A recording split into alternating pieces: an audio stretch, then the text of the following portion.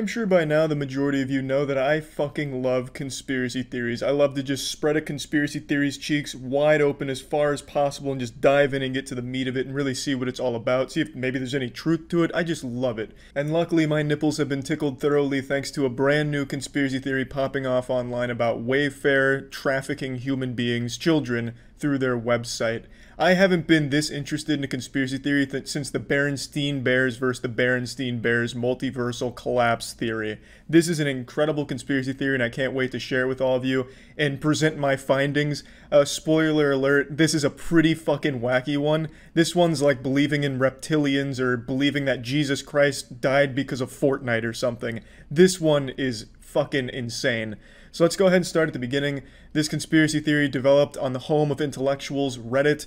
It was blown open by someone on Reddit presenting some evidence that these expensive cabinets had names that matched missing children's reports. And from this, people started to just spiral out of control. Wow, oh wow, this is fucked up, this is weird. Why are these cabinets so expensive? And why does it have the name of a missing child? And there's cabinets that look identical with different names on them that all correspond to a missing child report. And it's not just cabinets, there's also pillows that are like $10,000 that also have the names that correspond to a missing child on them. And the question arose, well, why are they so expensive? And when there's other products similar to it, why are they like $30 versus the $10,000 for this one pillow with this weird name on it? So people then started to connect the dots. They started to see the strings that hold the universe together and really piece together the truth. And they came to the conclusion that people must be sex trafficking children through Wayfair, obviously, as any rational conclusion would lead you to. And when I first heard it, I was like, yeah, it's kind of fucking weird, right? Like, why are these cabinets so expensive? And a pillow, I'm not paying $10,000 for a pillow unless it's coming with 15 strippers or something and a nice giant fucking birthday cake. I mean, why is it worth $10,000? And then I decided to look into it today, and it goes deep. This is a fucking rabbit hole. I mean, Tom Hanks comes into play here. Tom Hanks is apparently like the Thanos of Wayfair sex trafficking. Like, it's weird. So first and foremost, for those that don't know, Wayfair is a website where you can buy furniture and just like household shit. Typically supposed to be affordable things, but recently people noticed that there's this extremely expensive shit like this here that has a name that matched a missing person. Or so they thought. It turns out the majority of the people that they've used in their examples in this conspiracy are children that have been found, and a lot of these kids, they themselves have come forward and said, hey, look, I'm not actually missing. And then he gonna put his little, why is your caption even that? That don't even make sense. If you posting motherfuckers who actually missing, you trying to get motherfuckers to share the shit, what are y'all talking about? Y'all all sound stupid talking about why am I mad? Because I'm not missing. Fuck out of here. Now, a lot of people in the comments on Twitter and on Instagram that I've seen were actually attacking the girl in the video I just showed you, saying that she must be in on it. You know, she must have just broken out of the cabinet she was sold in and is being forced at gunpoint to say these things. Which is really weird to just start attacking her for being upset that people are perpetuating the idea that she was literally sold into sex slavery. That's a pretty fucking bold thing to say. That'd be something that'd make me mad if people were like, hey, Charlie, I remember when he was 14 years old, he was sold into sex slavery. I'd be like, hey, wait a minute. No, I wasn't. And that's kind of a mean thing to say. That just didn't happen. But people are so wrapped up in this conspiracy theory, they don't care that it was just outright disproven that this girl is not missing nor she was sold in the cabinet. They just fall into this delusion and this crazy amount of denial where that doesn't matter. No. See, in fact, this actually proves our point because she's clearly being held on a UFO that ordered this cabinet from Wayfair, and now they've mind-controlled her to say these things, so obviously it proves that we're right and all kinds of crazy bullshit. It's like a shitty B-movie plot.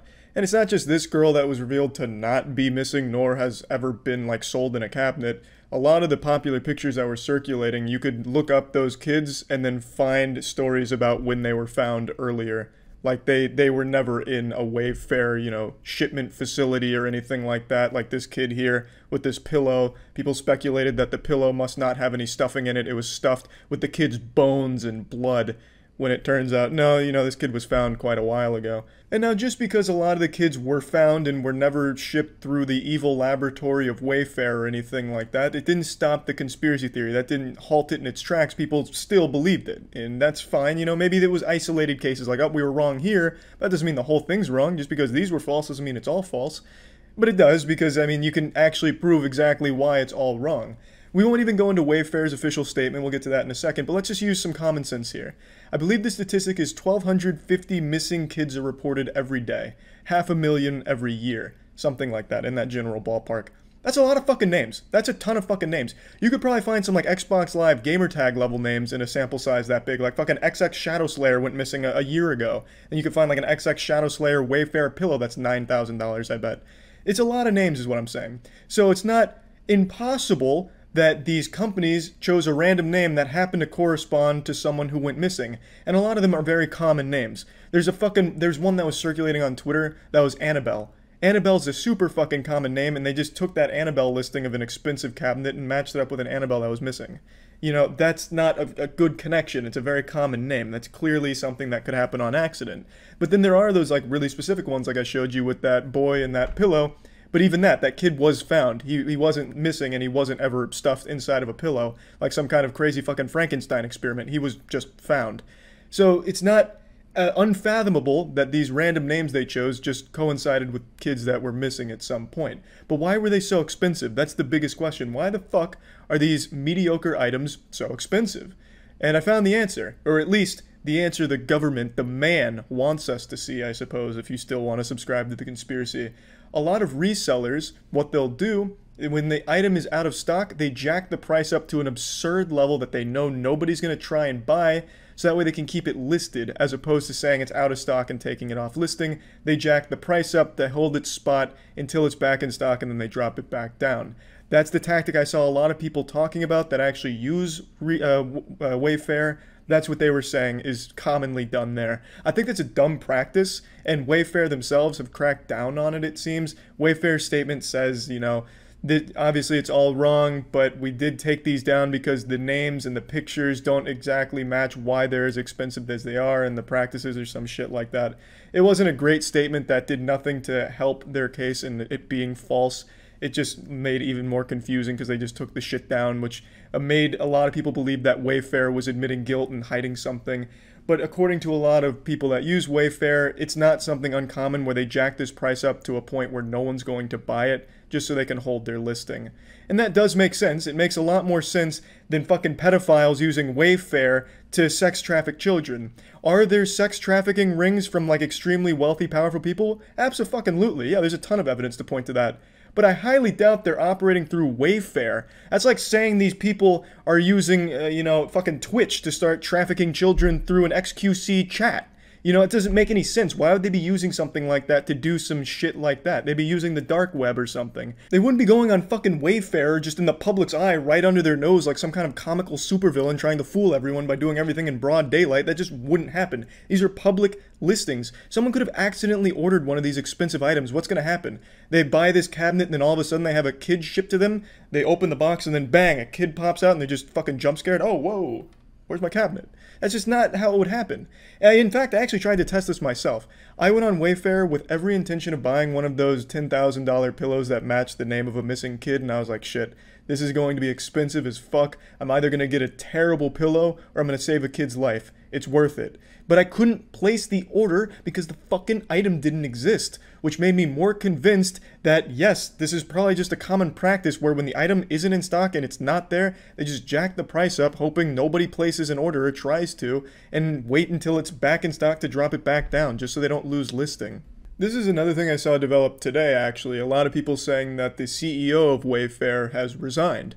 Well, the problem with that is it's not true. He hasn't resigned. There's no reports of him resigning. Unless this Twitter account right here is like working with the, NSA or some shit, the CIA, and he's got some insider information, then I don't know what to tell you. But according to every possible fucking source, the guy has not resigned. He is still the CEO of Wayfair. So this is just an outright lie. Now we get to the main course. Everything I just told you about this conspiracy and all that shit, just an appetizer. Now it's time for the entree. And trust me, it's not raw. This is coming out well done. Tom Hanks, the puppet master. Beloved actor? No.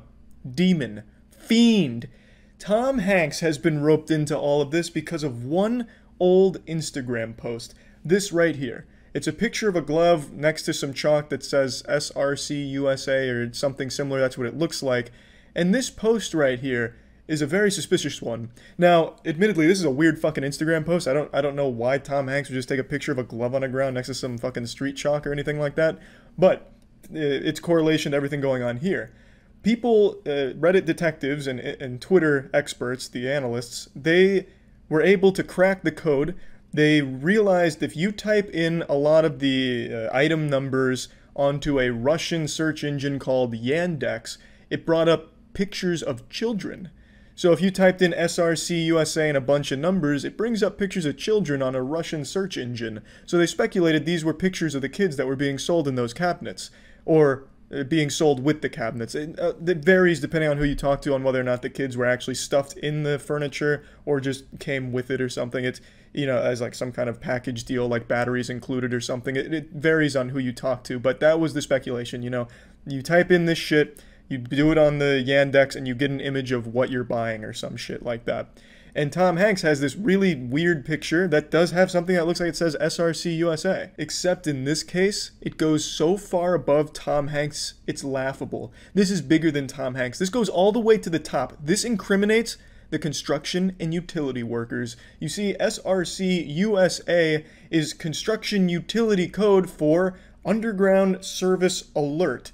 It's to let other workers know that, hey, at this location, with these, you know, the white brackets in chalk there you can see, there is something that runs underneath the pavement, whether it be a power line, cable, water, it doesn't matter. There's something running underneath there, so just be aware. You can find this shit marked on streets all over the place. It's not something unique to Tom Hanks. I don't think he went out there with sidewalk chalk and wrote SRC USA to brag and then threw a glove on the ground. It's a stupid fucking picture. It's a weird, like, creepy little picture. The caption was like, give me a high five or something. I don't know. It's a weird picture. You're not going to argue that. But that right there is just an extremely common thing that you can see probably outside of your own house right now if you want to experiment.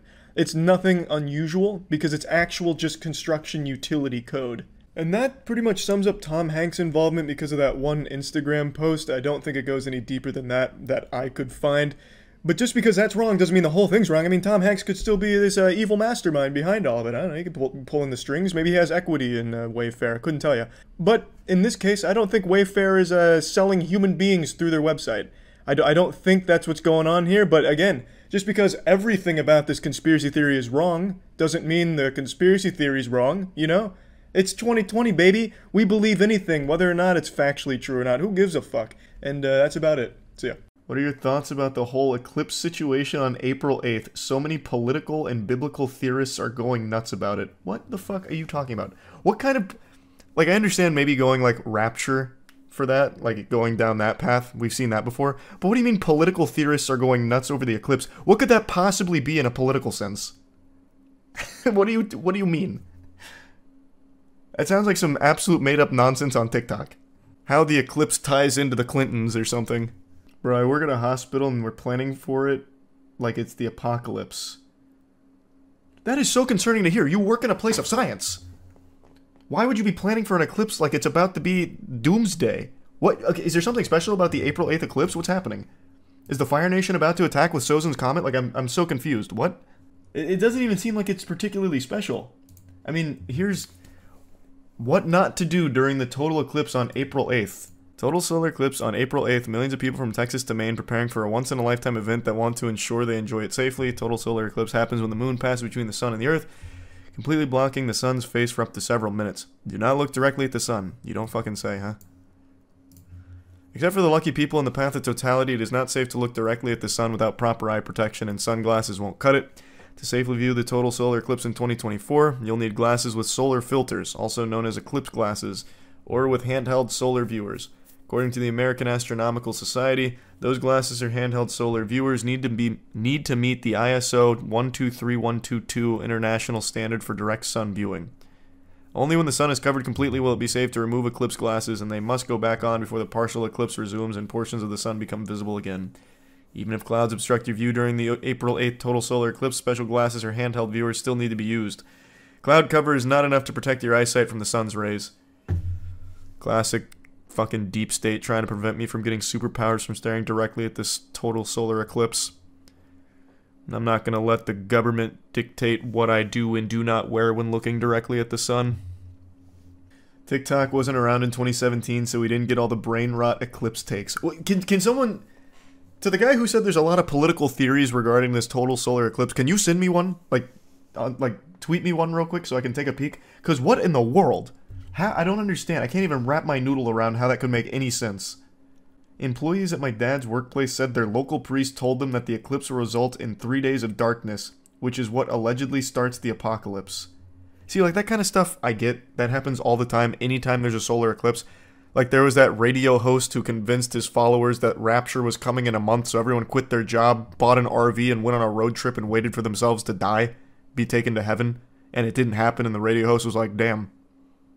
Must have got some wires crossed, I guess. Like, that happens all the time.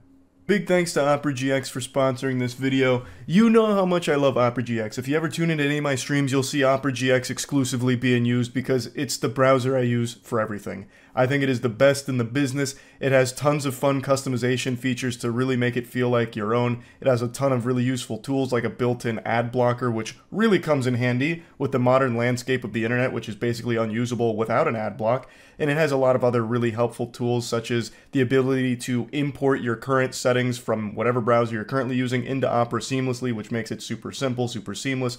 Just very great browser all around. It's also very light, so it's not going to be tanking your performance if you're playing games while having Opera open. You can keep all of your messaging apps in the Opera browser, so it's nice and convenient. Also, there is a mod for me in there. I have my own Opera GX mod, and it gives you a wallpaper and some really fun themed sounds around myself. Yeah, baby!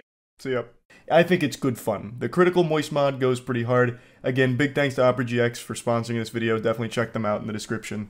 Remember when the world was supposed to end in 2012? Yeah, but at least that one had, like, historical backing because of the Mayan calendar. I remember being a stupid kid back then, and I was like, man, the world really might end. Like, I get that. You go back and look at the Mayan calendar. They were very smart people. The calendar ends here. It must mean that's when the world ends. Pack it up, I guess. I was a freshman in college during that point, and I was still a virgin, and I was like, damn, it's gonna suck dying a virgin. I did everything I could to make love before that day came, the day of judgment. I used to go out every weekend praying for the best. But when that day rolled around in December of 2012, I spent that day playing Halo 4 with a buddy of mine, knowing that if I'm sailing into Valhalla, it's gonna be in the saddest manner possible. The eclipse is just Joe Biden's domain expansion. That's why there's political theories. Yeah, it's Dark Brandon. He's casting his infinite Tsukiyomi. So fucking cool. Actually, I wouldn't be surprised if that is the level of the political theories on it. Oh wait, there was more to this. Solar eclipse travel could be treacherous. What, like driving at night? Like driving in some darkness?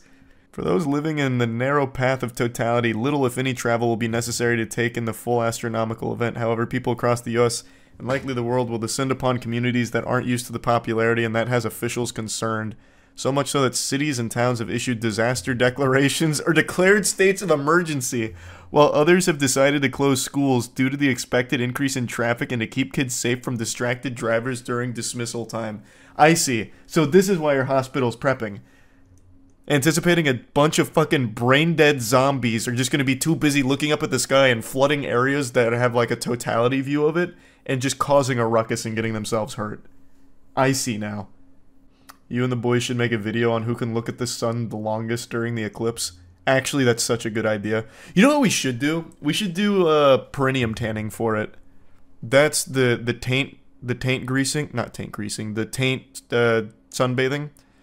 Where you put your legs over your head and have your balls and shit facing the sun. I bet you'd get a crazy boost in testosterone from a total solar eclipse blasting you. Should have you be like the Hulk from gamma radiation or something. The sperm would go blind. Yeah, it'd be so powerful. I'm in the direct path, and certain drive-ins and movie theaters are holding little tailgating events. I like how we're talking about it like it's a fucking asteroid hurtling towards Earth. I'm in the direct path. Meaning I'm in a really good spot to look up at the sky. Well, that's cute, though. That actually sounds wholesome. Please look up the red heifer cows. That's the issue. Wait, I actually know that. I actually know a little bit about that. But what does it have to do with the eclipse? I keep seeing people tripping about the eclipse and some red cow sacrifices. Some dude in Texas claiming to be a Christian sending cows to Israel for a Jewish sacrifice to usher on the rebuilding of the Third Temple. Pardon? I checked into it. Here are my thoughts if you care to listen. Take it with a grain of salt. I'm no expert. Can you even really be an expert on sacrificing red cows? It's nothing to be concerned with. There will be an eclipse and some extremists are going to kill some cows. If you're a conspiracy theorist and a Christian that was concerned, don't be. No man is going to get Jesus Christ to return. Only the Father will tell him when it's time. Nobody knows. So are we trying to summon Jesus? Is that what's going on? Like a ritual during the eclipse? Sacrificing red cows? No, this summons the Antichrist. Huh? No. Isn't the Antichrist, I think it's like a week before Doomsday or something, and it's supposed to be like a really powerful person presents himself, gains a lot of influence really quickly, and he's the Antichrist who ushers it all in or something. I don't think it has anything to do with the red heifer. So does this happen every eclipse and we just don't know about it? Great question, I don't know. They're actually doing it, look it up. Well, I have no doubt there's probably some people sacrificing red cows. Like that, I totally believe there's some craziness afoot with that. As we await... Oh, this happens every time. Yeah, wait, this is from 2017. As we await the eclipse of 2017 AD, this post examines the possibility that the dramatic repentance of... Yeah. So it looks like this does happen on every single eclipse. My mom told me to call off on eclipse day and get as much food and necessities as I can because she thinks there's going to be no light. It's like, I don't know, that's kind of cute. Like, I can't even fault her for that. That's just kind of cute, I guess. But I mean, we conquered the darkness already. We have the technology. So let's just assume the eclipse for some reason takes away all natural light. Brother, half the people in this stream right now haven't seen natural light in years because we have fucking light technology in our house. We'd be okay. We'd make it. But what about the plants? Fuck them. Who needs them? We conquered nature too. We'll eat. We'll find an alternative. We'll eat I don't know, filter feed or some shit. I don't know. We'd find something. With the fact that God created our universe, I mean, their symbol does have 3 sixes in it. And you guys remember the photo I talked about earlier? Oh. This comes from their opening ceremony. You may be wondering, what even is that? As that is the head of the Baphomet. As you can see, it is a satanic symbol. The big question is, why would they have that at their opening ceremony? Does CERN have opening ceremonies like it's the Olympics or something? What? I didn't know that. That's news to me. That opening ceremony looks out of this world, though. Is that the particle accelerator people were tripping over and saying that'll open a hole to another dimension or something? You're right and wrong. You're just getting a couple of different things confused. So when the LHC first got operational, there was a doomsday theory that by colliding particles at such a rapid speed, there was a small chance of creating a penny-sized black hole, which could eventually swallow the world. But that turned out to be a bunch of hullabaloo. As an engineer, it'd be so freaking sick if we were summoning demons or hopping dimensions or whatever, and not just calibrating sensors for hours. Yeah, I'd be happy to hear about that kind of stuff, different dimensions and shit. I feel like anyone would be excited about that. I don't know. We look at it as a bad thing. So what? A couple demons come through or something. We just close a portal on them. They don't have the technology in hell, clearly. And it confirmed the existence of hell, which would be a net positive for everyone, I would think. Then we'd know.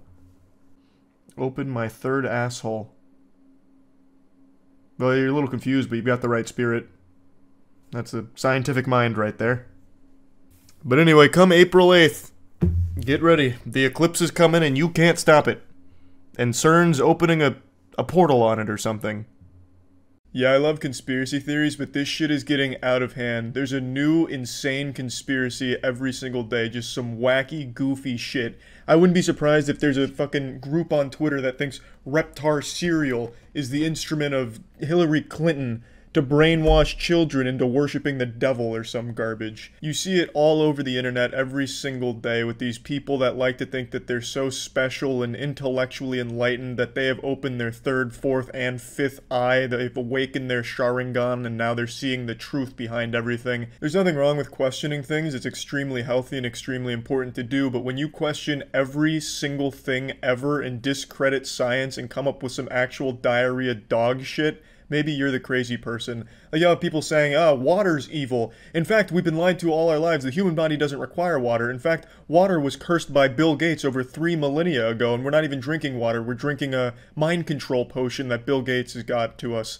In fact, the only fluid we should be consuming is a Diet Coke via enema. Please, join me, enlightened brothers. And you'll have like 50,000 people on that Facebook page that all agree with that. It's just crazy shit. Like the Wayfair conspiracy is another big one where everyone said they were human trafficking people in fucking wardrobes and shit and pillows. It's actual nonsense, but everyone likes to think that they're seeing the truth, which is what makes conspiracies so appealing. And once you get ingrained in a conspiracy, once you start believing in it, you're never going to change that belief, or at least the majority of people don't. Like flat earthers, for example. Flat earthers are like Looney Tunes villains that can't do anything fucking right to support their point. Flat earthers in their own documentaries have proven themselves wrong multiple times, and then just throw that away. Like in the end of the most recent documentary I can think of on flat earthers, they proved the earth is round with their own experiment, and they said, huh, that's interesting. Must have done something wrong. Even doing their own experiment perfectly correct and proving the earth was round, they just said, no, it's still flat, even though this proved it was round with our own science. You can't convince people of these things because they just don't want to believe it. They'd rather stay believing in some garbage to make themselves still feel like they're special. Like people that think the moon is fake, you could literally fly them to the moon and they would say it doesn't exist. They'd say you drug them and just put them in Nevada on a CGI set or something. No matter how many times and how thoroughly these awful conspiracies get debunked, people are always going to believe them. It is what it is, so now I just kind of enjoy the chaos of it all, and there's been some absolute bangers when it comes to bullshit conspiracies recently, like spirit cooking is a really good one. There's also a wild one about the tablets of Thoth being used to resurrect an ancient deity from the underworld who's going to rise and exterminate Earth for its sin. Another really cool one I've been into is that Atlantis is real, and the previous god of Atlantis is very upset with the state of the world, so to get back at us, he started cloning celebrities. I don't know how exactly that, punishes us to just clone celebrities, but apparently that's what the god of Atlantis is doing, according to a bunch of people. It's just some really fucking incredible stuff.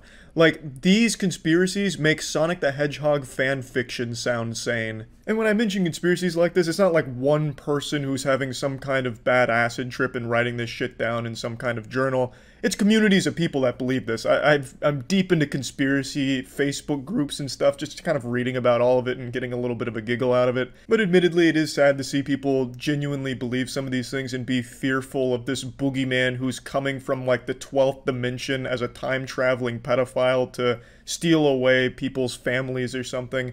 It is sad to see people kind of believe these things and act so out of fear online about shit that absolutely isn't true at all.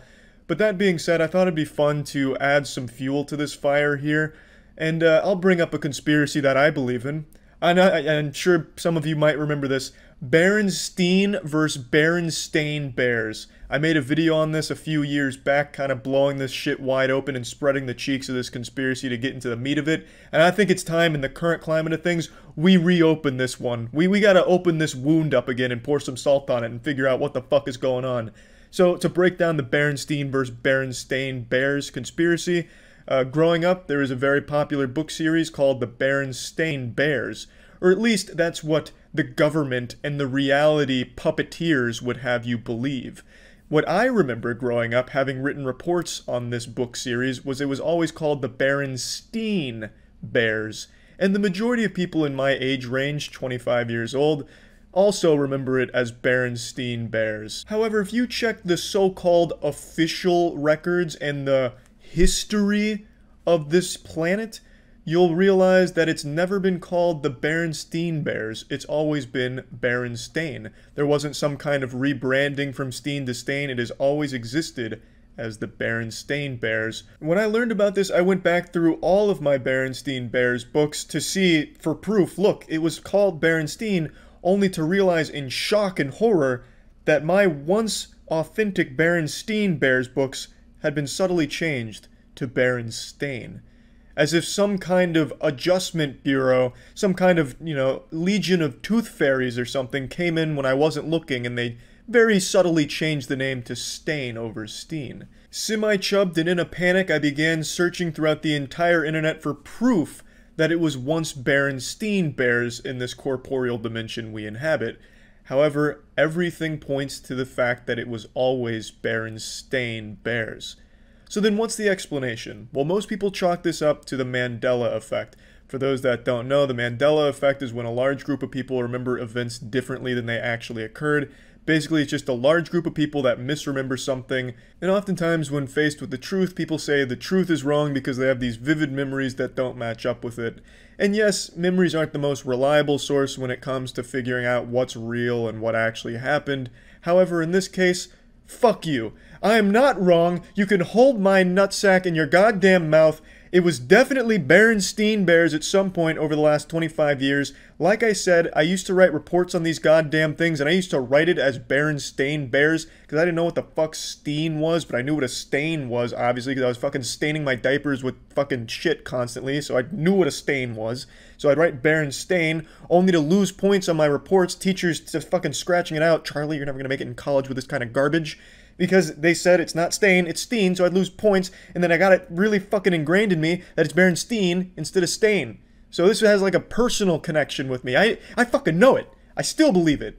And so, what is the other explanation? Well, a lot of highly intellectual truth seekers believe that at some point in the last 25 years, the multiverse has collapsed in on itself. So the multiverse theory suggests there's infinite number of universes, and at some point in the last 25 years, our Berenstein timeline collapsed on top of the Berenstein timeline, causing subtle changes in the two as we transformed into this Autobot of disappointment.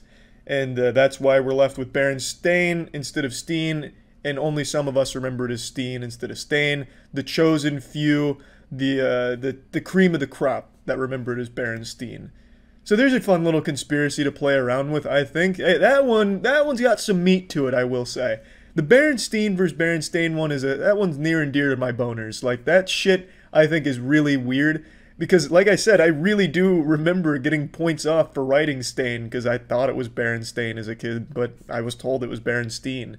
And I wish I could find those reports, but obviously I don't have homework from 20 years ago. But anyway, yeah, that's about it. See ya. You all know how much I love conspiracies, reptilians, flat earth, the revival of JFK Jr. and his upcoming presidency announcement, 5G, Wi-Fi, reprogramming gamer DNA, fucking microchips hidden in our spaghetti. I love all of it. But what if I told you there's a new and growing conspiracy that makes all of these look rational? I'm talking about the secret space program. The secret space program, to break it down, is basically a group of people who believe that they were at one point selected by space Nazis to fight intergalactic threats, and they are augmented super soldiers that have lived on Mars for 300, 400 years in some cases. They command high-tech mechs like Gurren Lagann shit straight out of an anime.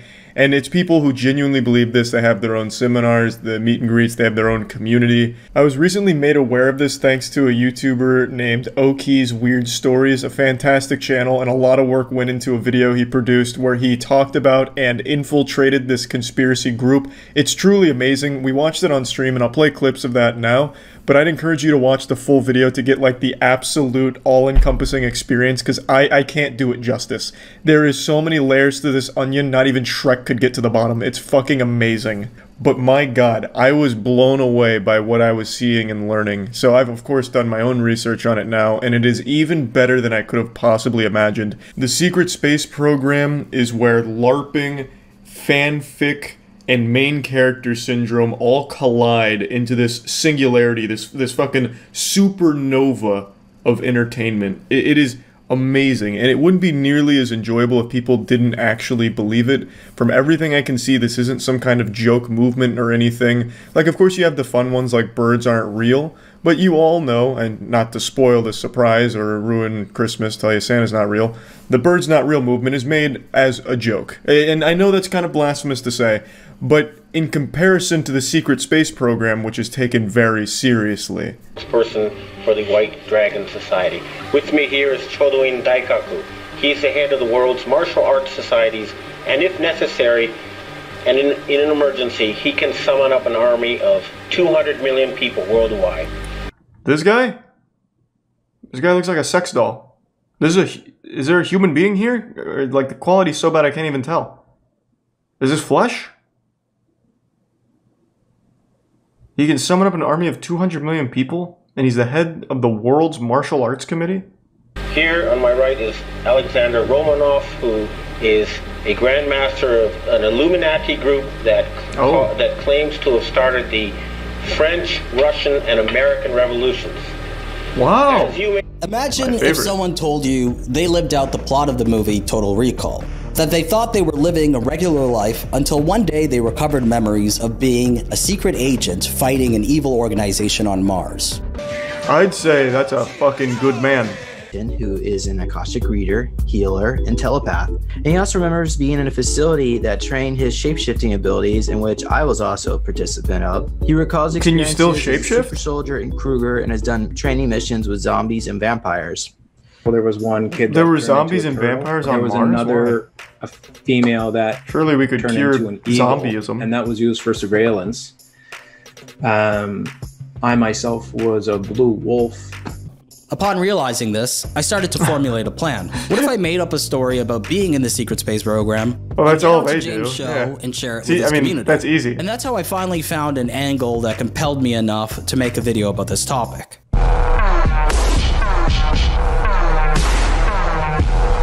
You don't join the SSP, swine.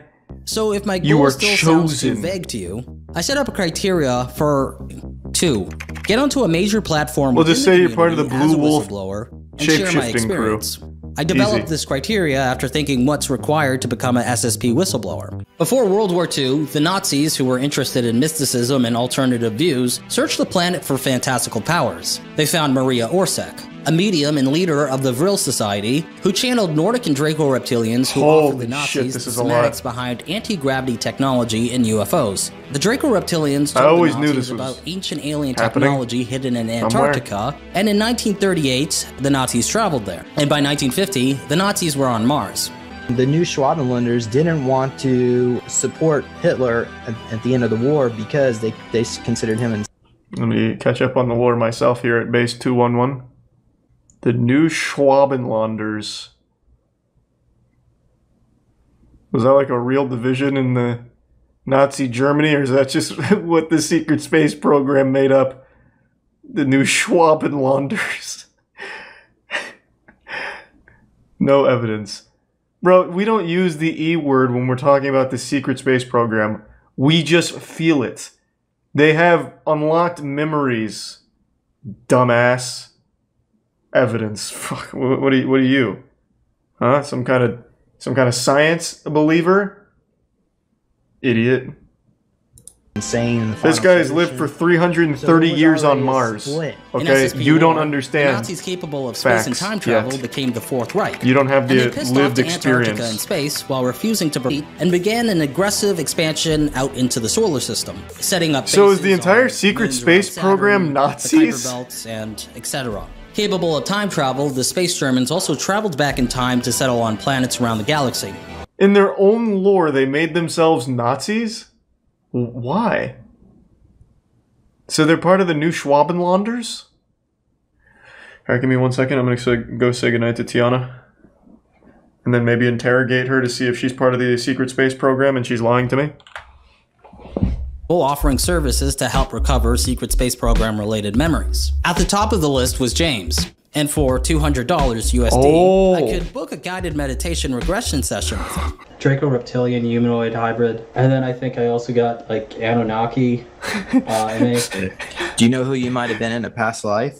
Have you heard like the Black Samurai Yasuke? You were a samurai? Yeah. Dude, hold on. I'll show you something. Check this out.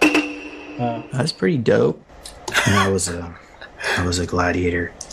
Oh no, that's awesome. Oh wow. The goal here, I want us You to could get learn to a lot from hyperspace. James. Let's put a gold sheet thought into it. Just imagine what do you think? Imagine would be Oki just behind becomes that a real door? believer. So let's start with that and tell me what you see.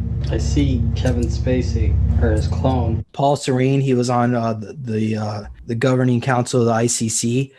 So his clone is Kevin Spacey. We're in a gymnasium. Wait, what? So wait, is that part of SSP lore? Kevin Spacey is like a figurehead in the secret space program? Oh, okay, so Monarch is responsible for human trafficking, sex, mind control, experiments, and chemtrailing. I knew it. Fucking Kevin Spacey was behind it all, that son of a bitch. Evil bastard, thought he got away with it. Didn't expect us to be hot on his trail. Luckily we broke away from Atlantis though, so we cut the connection. But Kevin Spacey himself is a clone of Paul. We're in I think I see... Oh nice, thanks for rubber feed. Mr. Beast. Today we will be planting 20 million trees. Okay, so they're probably programming him. But he's the guy that was near to give away a bunch of free stuff on the videos. Yeah. They must have looked into his future and... Okay. So a few days later, I traveled to Las Vegas and landed at around 12 p.m. after a 4-hour plane ride. Man, he went all in for this video. I'm here. Traveled fucking 5,000 miles for a 45-minute interview. Disclosure, 5D events. This is going to be an exercise in patience for me. No, this is going to be an eye-opening experience for everyone. We're all going to leave here thinking we're super soldiers from space. The golden nugget.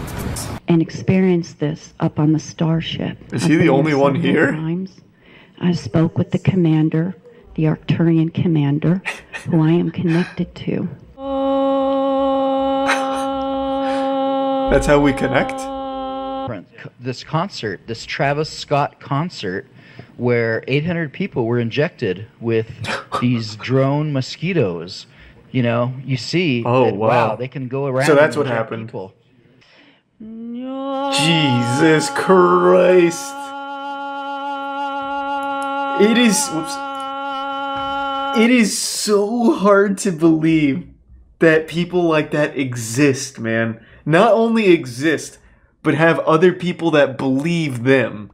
Like, they have influence over other people. That's fucking wild. Think about that for a second. I've said this a million times. No matter how stupid you are or how outrageous your beliefs, you will always have an audience thanks to the internet. You will always find people that agree with you, support you, worship you, or just at the very least provide camaraderie in a positive echo chamber because you are connected to everyone at all times through Twitter and Facebook. So that guy who thinks at the Travis Scott concert 800 people were injected with, what was it, some super space mosquitoes or whatever, he's got 100 other people in his Facebook group that all think the same thing. Wild. We get to go to How to Become a Jedi Warrior. I'm excited about that one. That should be, yeah, that should be productive. Unfortunately, when we showed up to the How to Become a Jedi Warrior workshop, no one was there, not even the speaker, so it was canceled. We just got in here, we have no idea. Oh man, what the fuck? Well, they're too busy having sex, I bet. Just give up. On Mars. Quantum spoon bending, parentheses, bring your own spoons, close parentheses. And the quantum spoon bending lesson was underwhelming since, instead of learning how to bend a spoon with our minds, we were instructed to physically do it with both hands.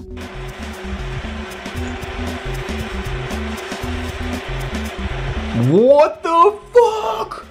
It's real! Oh my god. While walking around the venue, I noticed that James had sent me a text inviting me to his hotel room for an interview. Suddenly, a wave of anticipation and euphoria washed over me. This was it. Finally, after several months... He ends up getting like Harvey Weinsteined by James. I ran back to the workshop room, found Night Docs, filmed the interview, and to get to Jay's hotel room as soon as possible. Night Docs, go with him. Keep him safe. Therefore, being late oh was my not god. enough. Night Docs, who was behind me, was still trying to attach the super soldier's unpredictable, which would not fit. By then, any nervous anticipation I felt leading up to this face-to-face sit-down had completely dissipated. Yeah, you just get to come in here knowing that I was more than prepared make some to shit speak up. About my time in the secret Have space program in a convincing manner. The interview lasted 1 hour, and here's what happened. Okay, so my name is Oki. So it started from before I was even born, where they genetically enhanced my DNA. And by the time I was 6, I was put into a special program run by Monarch. I was under direct tutelage of Paul Serene, Kevin Spacey's clone. There was 12 children. Oh my god. Luckily, James didn't pick up on that. He just got the lore wrong. Paul Serene is not the clone of Kevin Spacey, Oki. Kevin Spacey is the clone of Paul Serene. Oh my god, the whole operation just went tits up. There's no way James didn't just... Oh my god, there's no way James didn't pick up on that. Oh my god. He blew it. He fucking blew it. SSP's on his tail now. Who were trained He's hunted. directly He's a under hunted him, man. including myself and the YouTuber Mr. Beast. So every method they could to use MK Ultra programming and to create killing machines. And I was able to just look at a photo of a target and make their head explode. Because I mean, there was billions of dollars spent on each and every single one of us. I particularly liked that sounds like Kevin Spacey's research. I liked my my 2 daggers. I had a form of EMP that I could take out there. He's a Reddit assassin. In my past life, I was on Mars. Yasuke, the Black Samurai. Did any of your clones ever get changed into a zombie? I had a clone. I like how that's one of James' core questions. Have any of your clones been changed into a zombie? James makes it sound like he doesn't even know what the fuck a zombie is. He makes it sound like it's a state of mind. The clones would have to die first, James, and then Kevin Spacey and Paul Serene would have to do a fusion dance in order to bring out the proper necromancy on Mars at the Knockwaffen to revive them, for them to be zombies, James. Jesus Christ. He's getting lost in his own sauce. He's not even following his own rules in the secret space program. That clone actually was fighting zombies and vampires. And there was also Yetis that they were fighting. What about vampires? Do you recall any scenarios fighting vampires? He just said that, James. This particular thing. He's killed 1,000 of them with his bare hands. Is that they can't help but count. From what I remember, most clearly is that I do have many different clones of myself with used pretty much as like kamikaze pilots. Typically, at least what I heard, black people require a different protocol of brainwashing.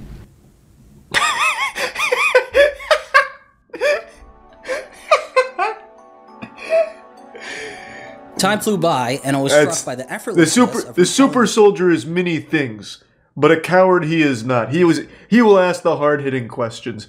He will go where no other space program super soldiers will. Story which I crafted. I spoke for 1 hour. He actually fucking said my that. Story so coherently. I was playing a role, and even though I created the role, while I was performing it, it was like a switch in my brain went off, and everything I said felt real. That's 100% true. That's how it works. Speak matter-of-factly about. That's why these communities exist. Spacey's clone, along with Mr. Beast. Whistleblower testimony that they've heard on James's channel so far, and one person even said that they cried the whole way through the video. So that's that. Oh my god. Hold on, I want to read that. I'm so sorry you had to do that. Thank you for your bravery. Oh man. God, like, to a certain extent, I feel bad for them. Not in particular the secret space program, like them too, but in general, people that truly believe these things, like wholeheartedly separate themselves from reality to exist in this new made-up world. It is sad to a certain level. God, that was amazing. This is criminally underrated for the work that went into this. Dude flew out from Canada to Las Vegas to a secret space program meeting in order to have an interview with the #1 figure in secret space program super soldier lore. The 330-year-old ass-beating, ass-eating super Goliath James. You hear about the fires going on in Maui? Yeah. And I've seen a lot of the conspiracies. They're fucking incredible.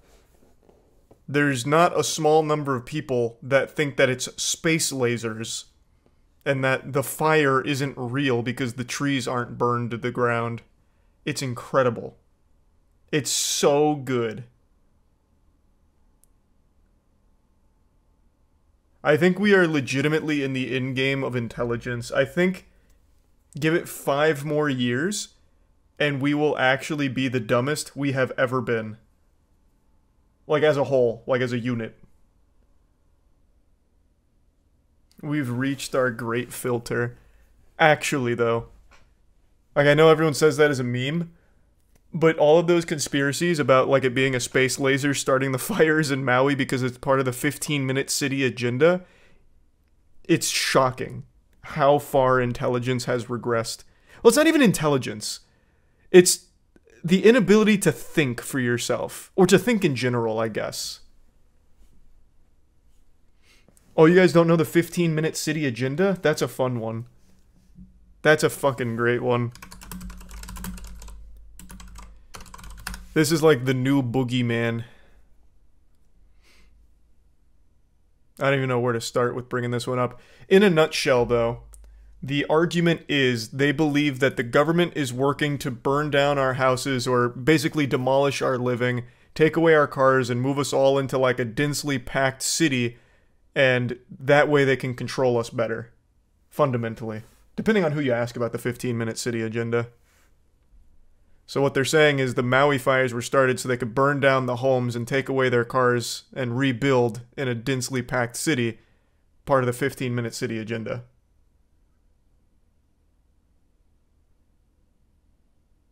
I saw two tweets that said this was caused by lasers that got 30k likes. I know.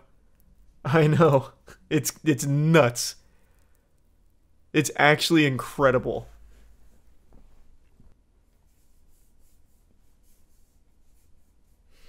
Do they at least have video proof? Nope. What they have that you'll see in most of the posts is a picture of a building on fire with like a geo fucking storm laser blasting at the top of it. That's their proof. There's Risa Banana and Eliza. At least that's the one I saw circulating last night. That shit was great.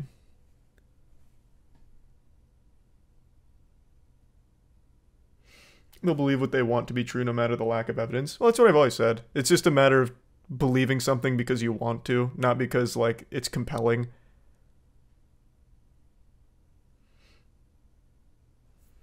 Have you considered the possibility that it was the mole people from Tartaria? If you made a post and accused the mole people, like if you just photoshopped like mole people into the fires somewhere with like a can of gasoline, you would get 40k updates.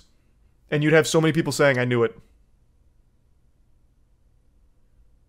People literally use random notepads as evidence. With the woman who had the airplane freak out, there was a post circulating with like 30k likes where it was literally just written in WordPad. Or, not WordPad. What's the app on the phone? Notes? Notes. It was literally written in notes, like, formatted like it was supposed to be a CIA doc, that just said, test successful. God, what the fuck was it? Place humanoid in public position, see if anyone notices, disguise protocol, that kind of shit. And people started circulating that as proof that it was actually a fake person on that aircraft, and she was right.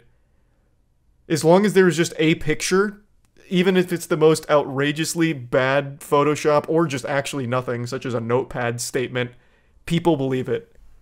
It's incredible. It's incredible.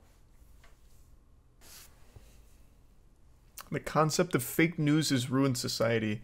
Which is crazy to think because it's a legitimately good thing to be aware of, that you need to approach most things with skepticism because you can't just blindly trust everything. Like, it's a good lesson to teach people, but it gets taken to the extreme where they don't trust anything that doesn't conform to what they want to believe. So they'll go out of their way for confirmation bias to find the most outrageous shit with the weakest evidence ever to confirm their beliefs. So the distrust gets blown to the absolute extreme. Yeah, I've got Ultimate Top 8 on up here. I'm watching the Buzz right now. What an incredible tournament he's having.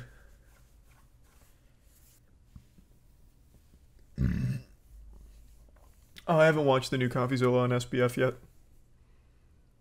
I will, though. I'm very interested to see what's happening with all that shit.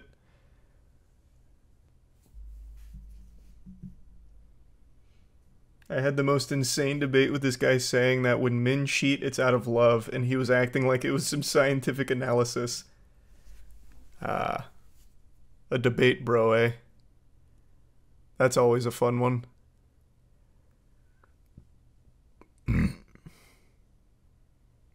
Everything's a debate as well. That's the current climate of society.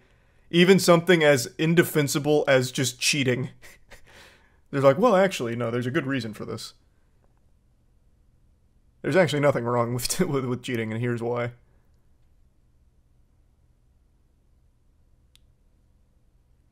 You play basketball today? Nope, it's Thursdays. We're trying to start doing 2 days a week, though, so eventually we'll start doing 2 days a week.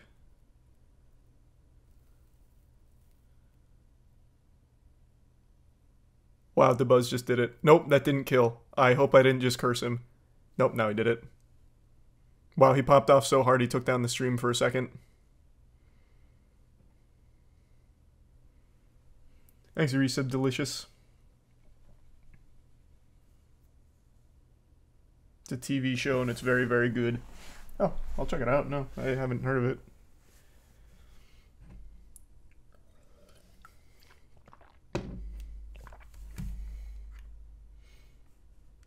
What's the poster covering your mini fridge? Plague Seeker. My comic book, one of them. We have that and Godslap.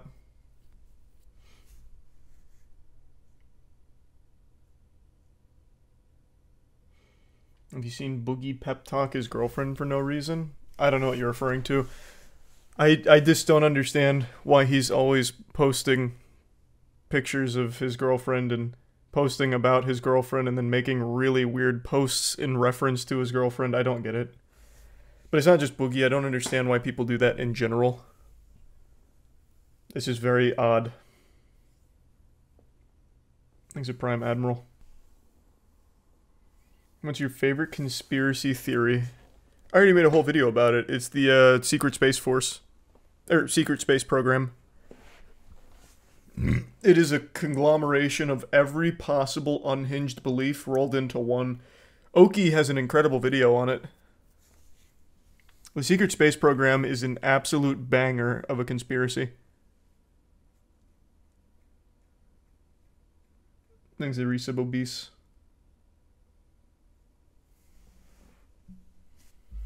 Is that the one with the trained Mars fighters? Yeah. Well, not just that, they also have vampires, werewolves, shapeshifters, and they're actually spun off from when World War II happened and the Nazis went to space and kidnapped them.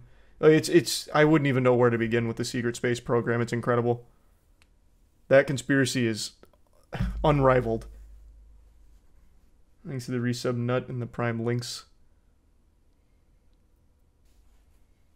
It sounds like Red Orchestra. It's whatever you want it to be. That's the beauty of the Secret Space Program. It can actually be legitimately anything.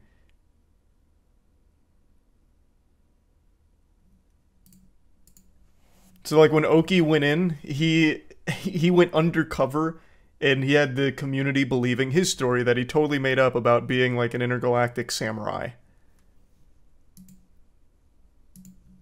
It's just fanfic, but on a bigger scale.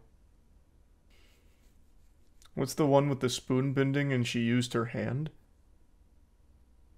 Oh, in the video? Yeah, that I don't think, no, that wasn't the Secret Space Program. That was a different thing that Oki went to.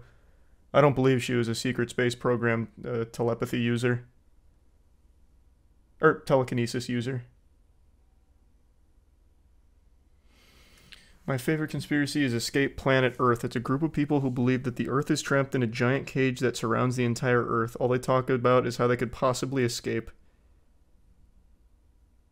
I don't know that one, but it sounds kind of derivative of Flat Earth, where they believe that the Earth is surrounded by an ice wall that no one's been able to get past. And they really want to get past the ice wall. Flat Earth lore goes hard sometimes. God, it does, yeah. Flat Earth lore is so entertaining. Thanks, resub your boy. How do you think we escape the era of misinformation? You don't. It's just people, like, no matter how much real info you provide them with, they'll just not accept it. Brother, in the Flat Earth documentary, they ran the experiment themselves without any intervention from normal people. They ran an experiment to prove the Earth was flat, proved it was round, and then just disregarded it. No matter what you do, you can't stop it. It's just choosing to believe it no matter what. You'd have to literally control their brain, which is an entirely different can of worms that it seems like Elon and shit wants to do with like microchips at some point, but until then, there's not much you can do to combat that kind of shit. The only conspiracy theory that actually disgusts me is Hyperborea. What the fuck is Hyperborea? Never even heard of that one.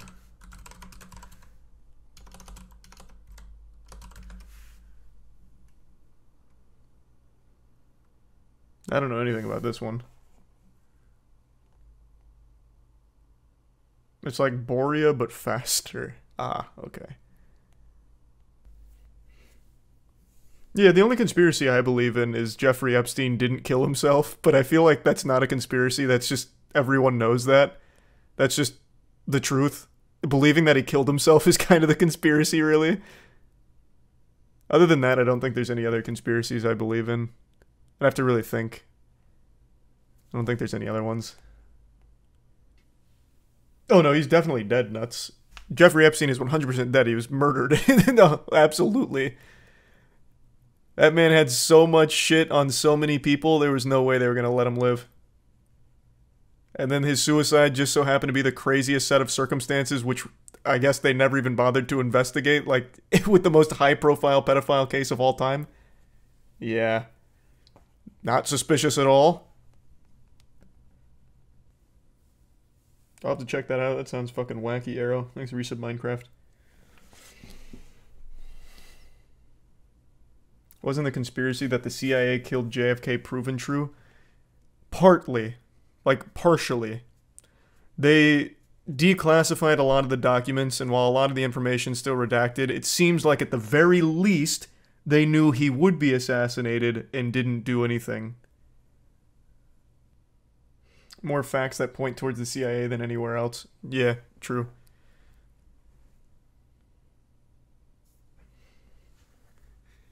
Thanks, resub Chan and Gorilla.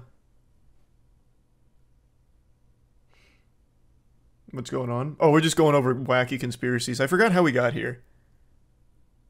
I forgot how we got on the conspiracy topic, but I just fucking love conspiracy theories, man. It's unhinged.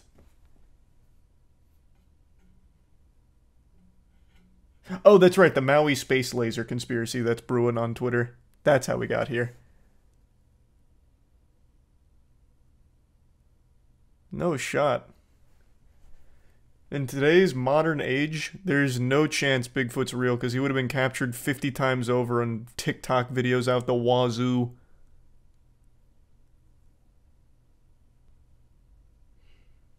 Do you believe megalodons exist?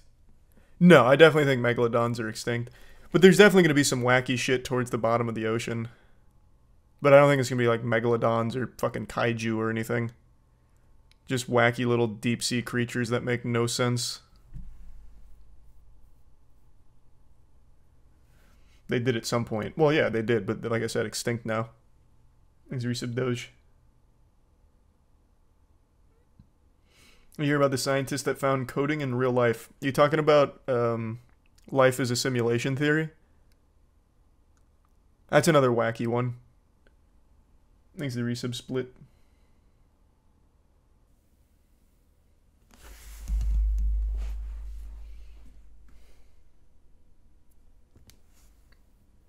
If it's a simulation, we would be the last in the chain of simulations, having not created our own yet. Interesting thought experiment, I guess. Hold on, quick text message. Sending a message to the architect, letting him know that you're getting too deep. Playing any games tonight? Yeah, man, we're gonna do some Dark and Darker in a bit.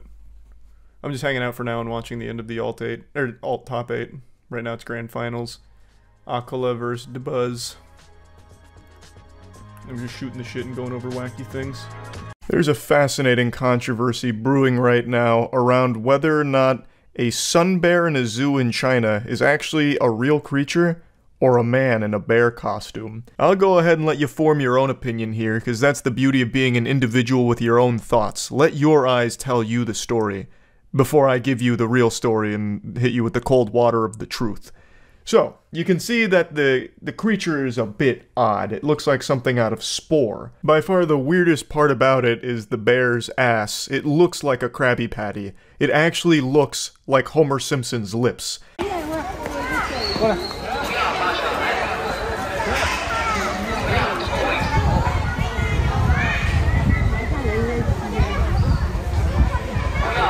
So this is the video that popped off. You can see him standing up, kind of sizing up the crowd, looking at everybody like he's about to go shake them down for their lunch money here. He's looking kind of menacing. He's got his mouth open, but he also just looks super sweet, even gives like a little wave with its flippers, because it doesn't even really look like it has paws. It has like these tiny little fucking flipper things. It's adorable. Like, seeing the video, I think, makes it a little more clear that it's probably not a man in a bear costume. It's just a really weird bear. So when I first saw this story, I actually thought this was an older case, because I do remember something like this happening about a year ago, but it turns out that was just for a comedy sketch. That wasn't a real thing. This is pretty new from what I can tell, where people really thought that it was a man in a bear costume, myself included. Those pictures really do look like something that you'd find at like a furry convention, like some kind of costume somebody made. It doesn't look like a real animal. It's got more loose skin than like my elbow. Like it is a wild creature. Apparently sun bears are just the smallest bear species, so when it's standing up, it looks like just like a person. It's not, you know, some kind of hulking bear that you're used to seeing. Like, this looks like some shit out of the Berenstein Bears, right? Like, it doesn't seem like a real bear. So when I saw this, I was like, ah, it's a cut and dry case of a man in a bear costume. This must have been a joke. But it turns out, no, this is like actually what sun bears look like and how they act. So I'm going to go ahead and play the stream clips where I tackled this case head on, and I learned a lot about sun bears. You hear about the Chinese zoo denying the claim that one of their bears is a man in a bear costume? That's not a new story. I remember that from like a year ago. Because I've definitely seen this before. And I think it's pretty obvious that this is a man in a bear costume. Like, this is like Hank Hill level ass. Shit looks like a pack of hot dogs. No bear has a tuchus like this. That's definitely a man in a bear costume. Apparently sun bears look like that. What the fuck is a sun bear? Sounds like some kind of mythical creature out of Dark Souls. Maybe a sun bear costume. Well, okay. Because it looks like they do pack the same ass. Shit's out here looking like grill marks. It's just the same guy. There's no such thing as a sun bear. It's just a couple of guys that have a costume, and it fooled the zoologists into thinking it was a real animal. They got weird tongues. Weird, well, really weird everything. But I don't know, even still, this face doesn't look natural. I mean, we just looked at its tongue, and the tongue, like, was, like, hanging way out to here, basically. I don't know. I'm not convinced. This is convincing. This angle. Why would they lie? I don't know. Just to see if they could... Just see if they could, I guess. Sun bears, the smallest bear species in the world, are generally the size of a large dog. Oh, wow. The folds help protect the bears from predators as the looseness allows the bear to turn around in their skin and fight back if a large animal like a tiger were to get a hold of them. You're telling me there's an evolutionary purpose to all these fucking ass folds? That's wild. And it's got like sea lion flippers. Like it's like the most incomprehensibly smart thing ever, but at the same time super fucking stupid with the solutions that it finds. How are we gonna protect us? Just give it a lot of ass skin, so that way if something bites our ass, we can move around a little bit. What about horseshoe crabs? There's so many fucking creatures out there that have just been condemned, forsaken by evolution. Like the, what's the actual name of the blobfish? It's a really embarrassing species. But the reason it looks so gross and looks like a goofy face when you bring it up to the surface is because it literally implodes. So, like, as you take it out from its, like, high-pressure environment, it just implodes. But that one's pretty embarrassing. Evolution did it dirty. A lot of sea creatures are like that. There's one that's called the pinnacle of evolution, the perfect species, because it hasn't evolved for, like, actually 20 million years or something crazy. It's the, what is it? The something worm? Hagfish, not a worm. Hagfish, yeah. This thing. And not because it's, like, perfect, like, you're not about to see handsome Squidward or anything. The reason it hasn't evolved is because it just literally doesn't need to. It found the perfect solution for its environment. So this is the hagfish. And what it does is it's just this gross-looking little worm thing that when it's either threatened or anything like that, it just excretes really, really thick slime. Super slimes. It just Nickelodeon slime times whatever's after it, and it clogs up its mouth and it kills whatever attacked it. The slime gets clogged up like in their gills and everything, and they die. It's not worth killing, and it's such a fucking hassle, and it's actually really adept at surviving, all because it can super slime. Got a little sidetracked with hagfish once again, as is known to happen. Hagfish are a remarkable species of bewilderment. But back on the topic of sun bears. So, it is a real sun bear from everything I can tell. You know, of course, you know, I'm not a fucking zoologist here. I can't say beyond a shadow of a doubt that it's a sun bear for sure and not a man in a bear costume. But based on everything that I read and everything I researched, it's most likely a real sun bear. But I really love to suspend disbelief for a moment here and play with the idea that it's actually a man in a bear costume.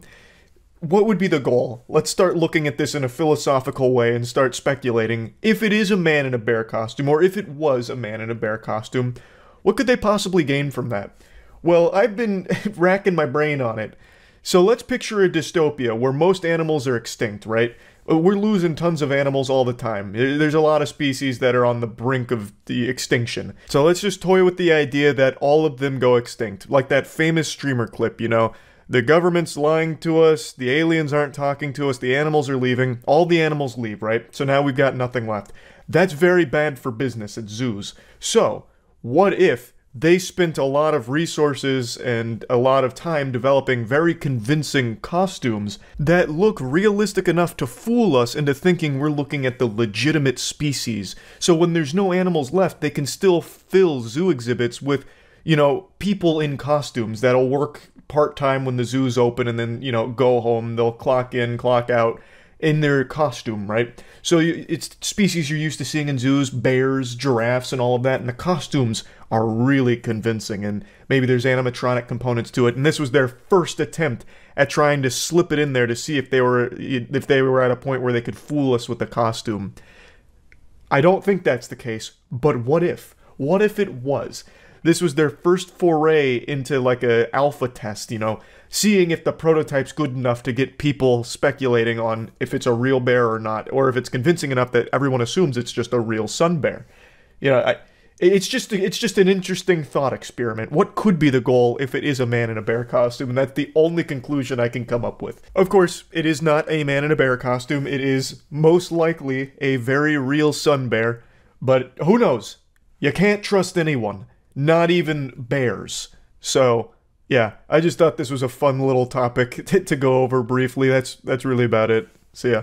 You all know I'm a big fan of conspiracy theories, as long as they're harmless, fun ones such as, you know, reptilians controlling the world, talking about like zippers on the sides of some powerful people's necks that reveal a giant lizard underneath the human skin suit. Flat Earth is always a classic fun one to play with. But then there's they're very dangerous ones, and I think one of them that's really taking a huge upswing in the amount of people that believe it is 5G causing the coronavirus. A month ago, this was a fucking joke across the entire internet, But now, in the last month, everyone's quarantined, locked down, desperate, bored, and I think they're getting fucking dumber. Because there's so many people that are now unironically believing 5G is the cause of coronavirus that I actually can't believe it. These same people probably believe chocolate milk comes from brown cows. It takes mere minutes of research outside of Facebook anti-vax groups, actual scientific research. It takes only minutes to immediately disprove that and find there's no connection between 5G towers and coronavirus. That shouldn't be shocking to the majority of people, but to some people, I'm speaking blasphemy. I am a puppet of the Illuminati to some people for saying that, because these people see the truth. These high school dropouts that failed every fucking course, no, they're the ones that understand the 5G connection to coronavirus. Not the scientists, not the experts. These fucking limp-dicked fucking idiots sitting in their basement for fear that the government's listening to them through their alarm clock so they have a tinfoil hat and condom on. Those are the real intellectuals. And they're spreading this kind of shit on the internet, which is laughable and it's fun to make fun of. But now they're starting to set cell phone towers on fire? It's fucking crazy. It's getting actually dangerous now. So, how did this start? I'm not here to be a fucking science professor, so I'm not going to tackle every angle of this. I'm just going to point out the most common and the most obvious fallacies in this logic of 5G being the coronavirus culprit, the one that's really controlling it all, and how the government, big brothers, got us under their thumb. They don't want us to see the earth is really flat, so they're using coronavirus to keep us inside and erect more 5G towers. We'll start with the origin of this conspiracy, at least in regards to coronavirus. In China, Wuhan, a 5G tower was rolled out at the end of 2019, so just a little bit before coronavirus broke out, and people are attributing the tower as the cause. That is ground zero of coronavirus. The tower caused it. That's pretty much where that logic ends. And then as it spread to the United States, they're saying the 5G towers are the cause of coronavirus in the US. Not because it's contagious through, spreading and being around people, but because the towers themselves are emitting too much radiation and it's causing the coronavirus, and the coronavirus itself isn't even real. It's a made-up hoax to cover for radiation poisoning. I've spent a few hours researching the conspiracy theory and looking around what everyone says on Twitter in these circles that truly believe this stuff, and they seem to all agree that coronavirus itself isn't real. What it is just radiation sickness, because the symptoms of radiation sickness are similar to those that are being reported with coronavirus. So that's basically the whole conspiracy in a nutshell. And it is fucking ridiculous. So, 5G towers have existed in the US since early 2019. While the idea of 5G has existed much longer, and most people seem to think we've had 5G for longer, we really didn't start getting 5G until early 2019 with actual towers and everything being built around the US. Those aren't make-believe. That's not like Tooth Fairy shit. It's real. You can go see those 5G towers in the real world, in person. It's not smoke and mirrors, no magic tricks. That shit is there, and it has been there since 2019.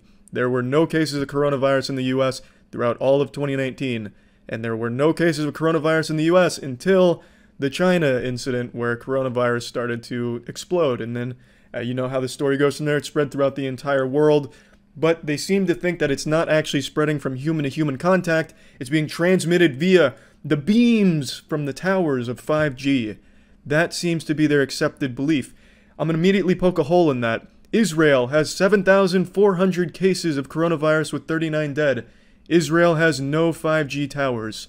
None. So how the fuck can that happen by this logic?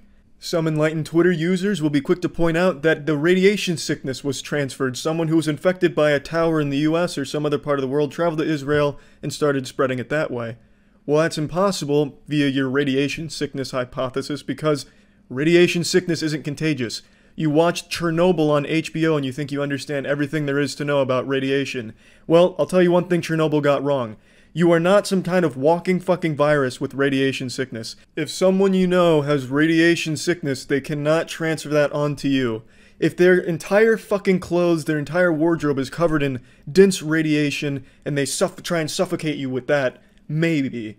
But as a whole, radiation sickness itself is not contagious. So you'd have to immediately throw out the radiation sickness hypothesis because it wouldn't be able to spread. It'd have to be coronavirus, which does exist and is very, very contagious, which is why people are being ordered to stay inside. If it was radiation poisoning, radiation sickness, it wouldn't matter if you were around 1,000 people. No one is going to catch that from you. It's easy to poke 1,000 different holes into this 5G coronavirus conspiracy. You can turn this shit into a fucking pincushion because it is so weak. but so many people still believe it just because I think they want to. They want to believe it's something bigger, like some like grand conspiracy, just the man trying to keep them down or something. It's so silly. If you look into it yourself, it's going to be hard not to laugh at it because the leaps and these conclusions they draw are so nonsensical. It's ridiculous. I just picked two quick ones to point out because those are the two most obvious ones that they have really no answer for that I've seen. And I'm sure there's going to be some comments on the video that immediately disregard shit and still try and promote the idea that 5G coronavirus thing is real, which is just pathetic. But anyway, I know I don't need to poke holes in it because it's already so goddamn silly if you even look at it for a second. I don't like having to be your fucking science teacher here. I graduated from university with a human sciences degree, so I do understand a lot of this stuff. Granted, I'm not as brushed up on the whole field as I used to be, because, I mean, I barely fucking use that knowledge anymore. But I do get it, and I understand where this fear comes from. You're locked inside, you're desperate, you're looking for answers, and you have no idea what else to turn to. So Twitter has this giant fucking platform full of lunatics that seem to believe this and are promoting it as a real thing. And since you're constantly on Twitter with nothing else to do besides jerk off and read garbage Twitter posts, you see this and you start to accept it. I get it, and I'm not blaming those people.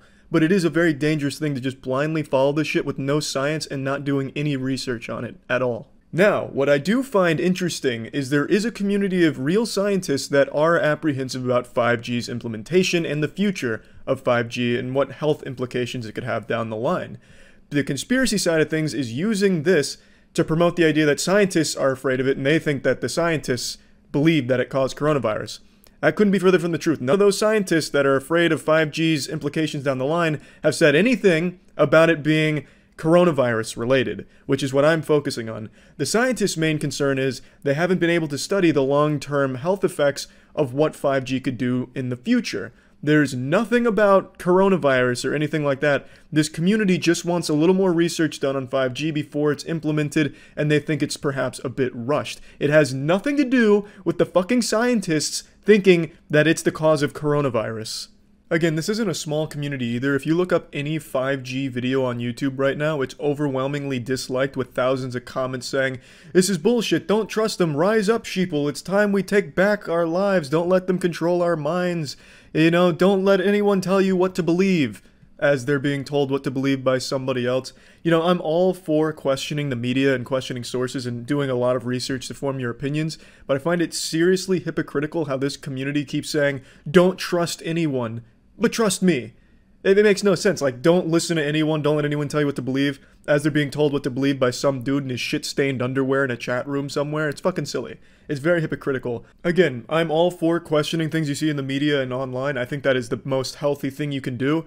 But when you start just entering an echo chamber and only looking up things that support what you want to believe, you're not getting anywhere and you're only making the problem worse. Now, I'm only focusing on the coronavirus aspect of this conspiracy theory. It goes much deeper with 5G. 5G itself is a rabbit hole for a crazy amount of conspiracies, especially on YouTube. For some reason, it seems a lot of YouTubers and YouTube commenters really believe that 5G is this ultimate boogeyman, like this final boss that's holding back the human species.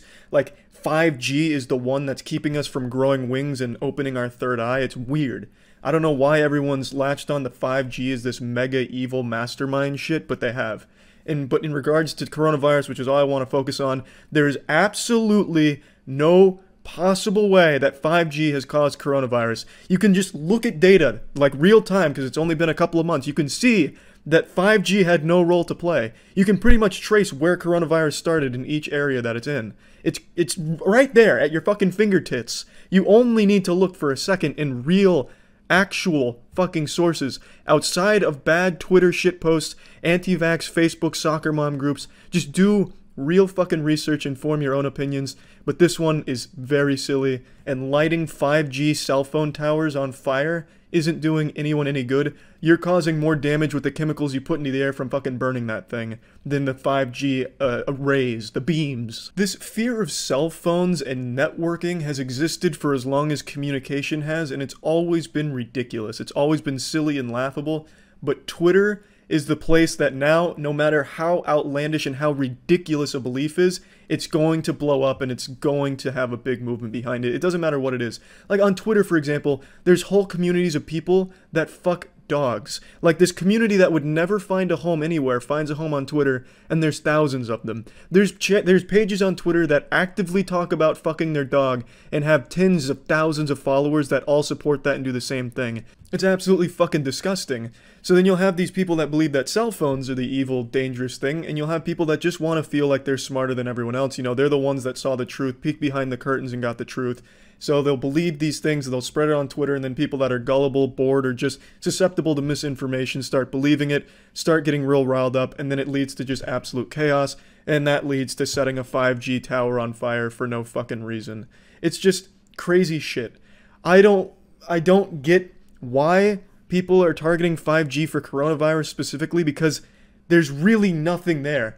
The only piece of evidence that's even remotely true is that there was a 5G tower built in Wuhan a couple months before coronavirus outbreak. There's another thing I see tossed around, how this one's just so fucking stupid.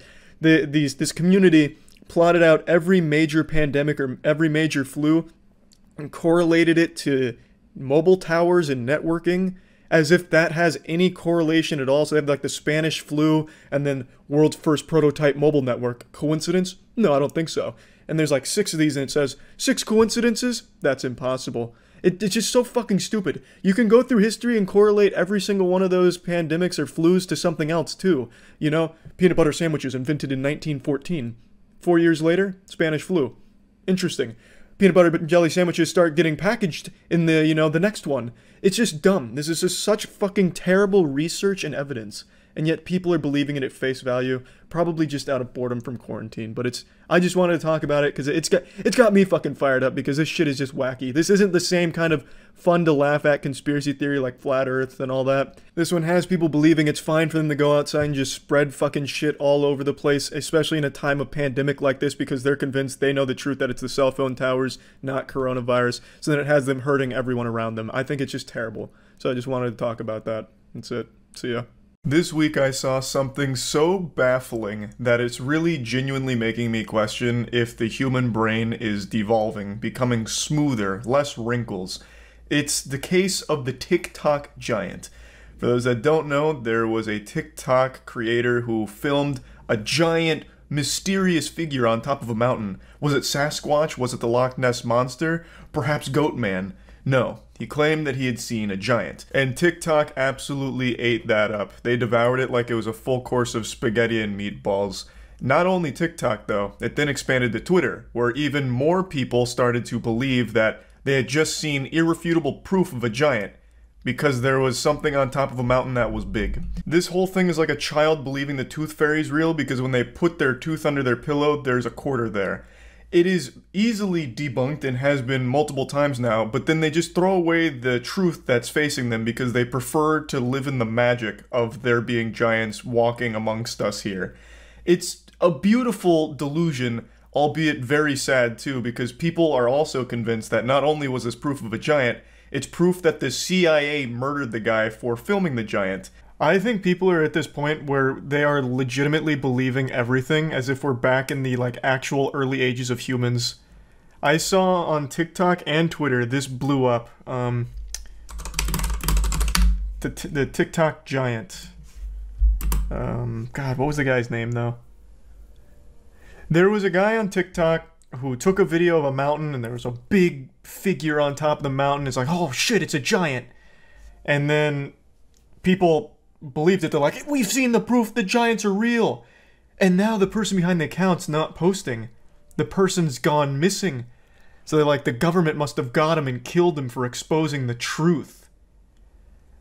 It's so fucking crazy how, like, I actually think there have been irreparable damage done to the human brain because of TikTok. These are people, adults, actual adults. Why don't I just pull up the Twitter account that was talking about it? Talking about how it's the truth, there was really a giant there, we've known all along, and now that this guy blew the lid on it, the CIA got him and killed him. And then the guy leaned into it, he made this video about how it's all fake and it looked like a hostage video, and they're like, oh my god, irrefutable proof, you can see that the CIA is making him say these things. Where's the original post? Here's the video in question though. Andrew Dawson, thank you.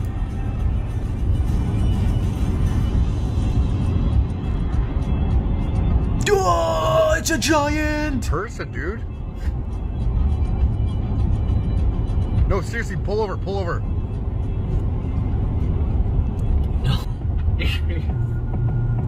I knew they were here. I've known all along the giants existed. They called me a fool. Also, it's dangerous to scroll in the comments, but I'm pretty sure, you know, I'm not even gonna bother with the Council of Cock being down there as a possibility. Someone went on, like, Google Earth. They went over that mountain, and it turns out it's just a tower. It's just legitimately just a tower.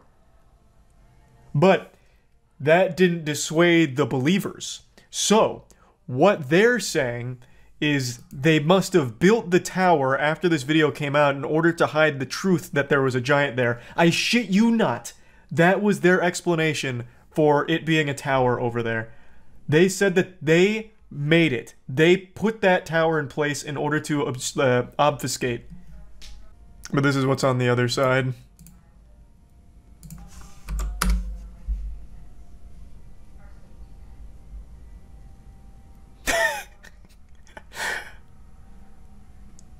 I think the top comment on this is still, the government put that there in order to hide the truth. I'm gambling, but I think I'm right with this. Okay, not the one. You, another person that's trying to keep information no one cares about hidden. Everyone knows it was a giant, everyone still doesn't care. We care about the man being murdered for discovering it, though. We don't trust you. Isn't that crazy? They think the government killed this guy because he caught a video of a giant. That is the human brain in 2023. He did exactly what I told you guys I wanted to do with this whole gullible TikTok brain rot. Remember when I was telling you guys my plan of doing like haunted videos around the warehouse where like chairs move on their own? He did that with this. So after he got that video, he made this video, where he leaned into it, exactly what I said I would do in order to farm. Sorry to disappoint you guys, but all of the videos that I posted were scripted. They were just fake. They were just strictly for it. So, he leaned into it. He made this video like, it's all fake, you know, this and that, and he made it look like he was under duress. So people are like, clearly the CIA got to him. They're making him say these things. He did every single thing I said I would do with my farming of these fucking idiots. And they believe him fully. They believe he found a giant up here, and then the government killed him. It's so good. We live in an age where everyone has access to a video recording device at all times. Pretty much every nook and cranny of the world's been explored, and a fucking giant would be one of the hardest things to miss. And somehow, this is a confirmed giant, and it's just a coincidence that there happens to be a tower on the other side of this. Wholeheartedly believe it. This isn't even the biggest Twitter thread about it. There was a thread by this lady who's in her early 30s talking about how the government can't be trusted because they're killing us for finding the truth of things they don't want us to know about, citing this video as an example of the giant. And I believe the same woman also started talking about how they're killing people who are finding gnomes. But I may be getting her confused with someone else that was talking about it. People legitimately are believing in fairy tales again. We're going so far backwards. Charlie working for the government. I'm trying to keep you guys from the truth. You're not ready for giants. Those fucking bastards. Filthy monsters they are. I'm doing you a favor. You're not ready to... You can't handle it. Now, looking into it, there was an obituary posted for this individual from a local news source. So it is possible that he did pass away in early 2022, but people are attributing that death to a mysterious circumstance, and it being the CIA that took him out, like it was fucking Jack Bauer on a vendetta to kill this man because he had seen a giant. Why? Well, I don't know. That's not a question that ever gets asked in these situations. Just going through any natural thought process here and breaking it down, what would the government have to gain from hiding giants? Unless they have some kind of secret alliance with the giant tribe, there's just absolutely no reason they'd want to shut this shit down, put the kibosh on it. Or unless if you look at a giant in the eyes, it gives you eternal life or something, and the government's hoarding that to themselves, or their urine acts like the fountain of youth. Just nothing adds up here when you start connecting the dots. This isn't like a Men in Black situation where they're hiding aliens by going around and neuralizing everyone who sees alien activity, where the excuse there is they don't want people to panic. When it comes to giants, that'd be the hardest thing in the world to keep the lid on. Like, the cat would get out of the bag so quickly because it's a fucking giant. They're huge. They're enormous. This one, assuming Patient Zero here was truly a giant, this one was spotted on top of a mountain fucking 40 miles away. So you'd have a real tough time. You'd have your work cut out for you to keep that under wraps. It just, like, and even if there were giants, the existence of them probably wouldn't cause a panic on the same level as, like, aliens or anything. There's absolutely no reason for the government to be hiding the existence of giants. And I can't believe I even have to say that. I feel like I'm having a conversation with, like, the D&D club at a middle school.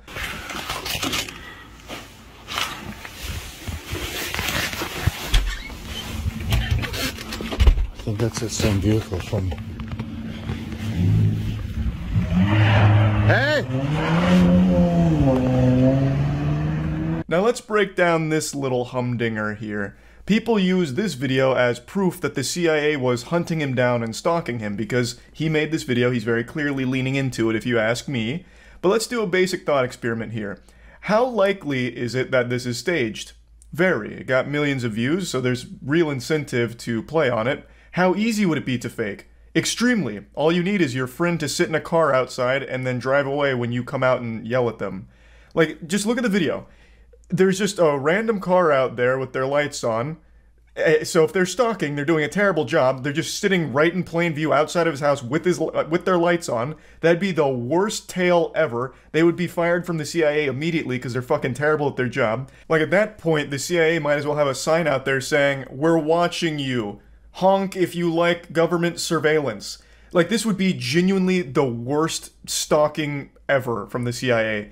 And then the guy comes outside and scares the car away like a flock of pigeons on the beach. It's an extremely easy thing to stage. Where's the proof that that is some kind of unmarked CIA vehicle and an operative in there stalking him? The video just starts where he looks out the blinds and the car's already just sitting there in front of his house with his lights on. I think this is so clearly staged in order to play off of the success of the giant video, because it got a lot of attention and a lot of engagement. Now, he hasn't posted on TikTok since 2022, and like I said, there is an obituary posted in a local news source, so it is very possible he did pass away, but I will tell you right now, I highly, highly, highly doubt the government had anything to do with that. Because, again, there's no such thing as fucking giants out there. Sorry to ruin Christmas, but it's the truth. It's a tough pill to swallow, but one you've got to grow up and take right now. I would love if there were giants out there. No one would be happier than me. I would absolutely be ecstatic to learn that giants really are out there and they're coming back. You know, and then they start their own sports league or something. It'd be amazing. I'd be super excited about that. I'd also love if there was a such thing as psychics and telekinetic abilities, as well as being able to form a Kamehameha ball in the palm of my hands if I focus real hard. I would love all of that kind of fantasy shit to be real. But it's not.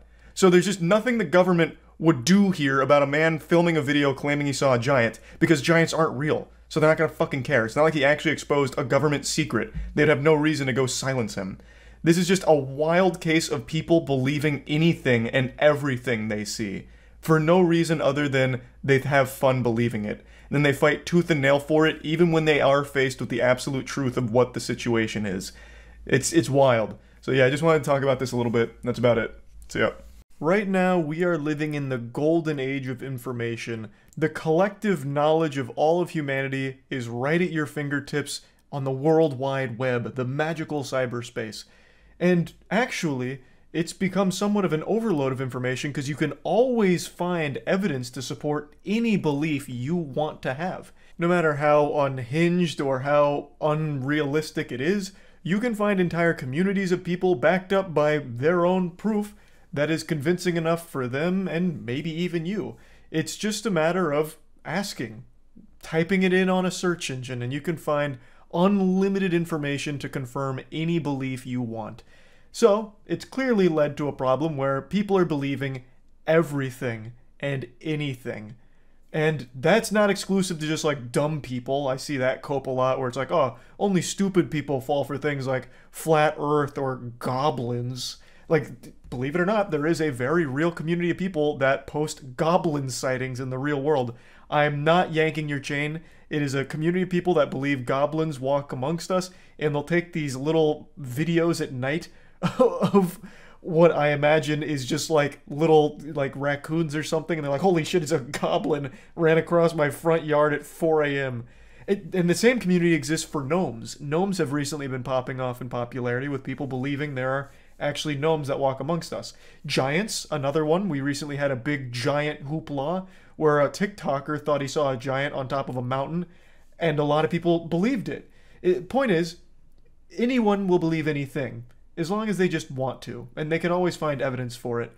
And this extends to people that aren't just traditionally, observably stupid people. Anyone, regardless of their intelligence, can easily fall into this rabbit hole where if they hear something that sounds interesting, or maybe they just want to live in a fairy tale or, you know, escape from reality, believe in fantasies, they can easily find evidence to cement those beliefs and have them locked into actually thinking that it's real.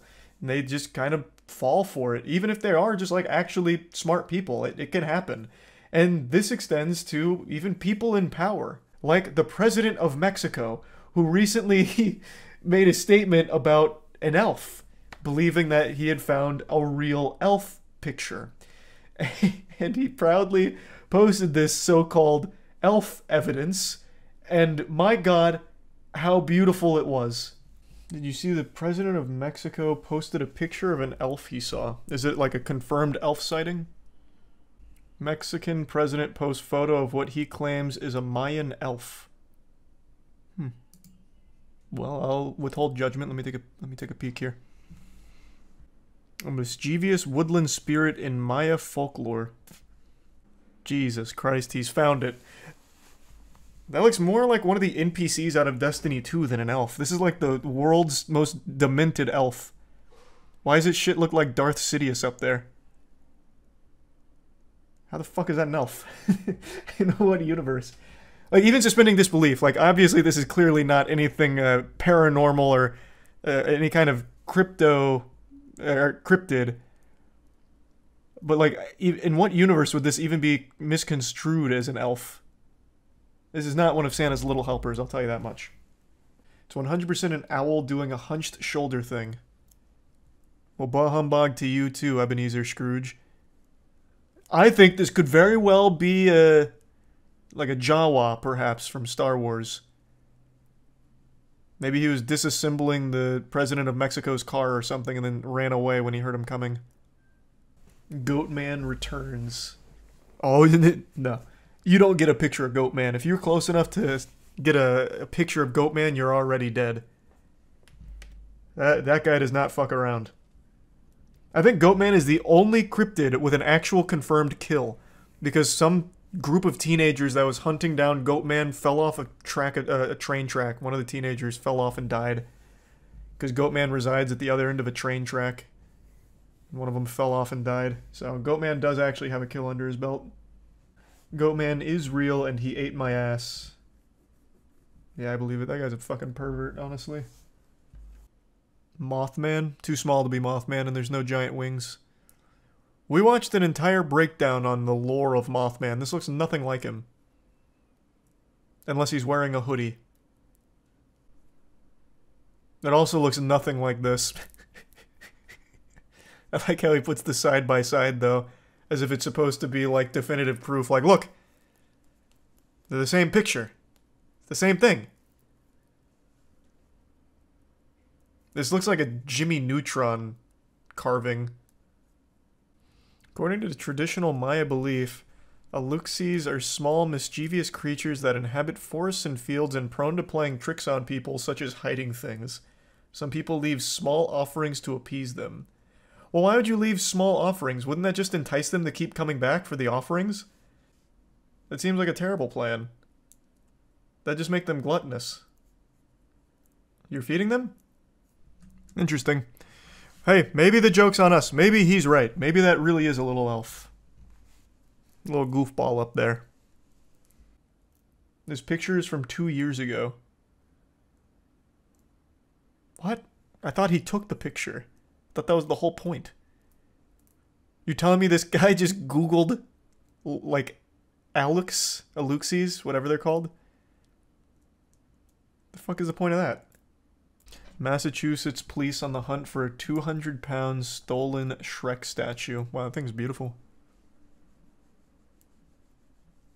This is 200 pounds. This looks like someone made it out of clay in arts and crafts.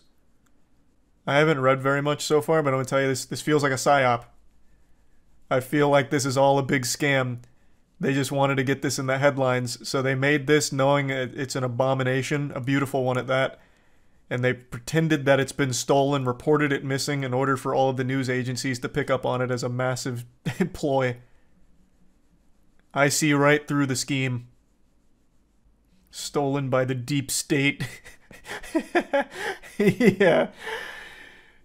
God damn it. The Illuminati's taking our Shrek statues.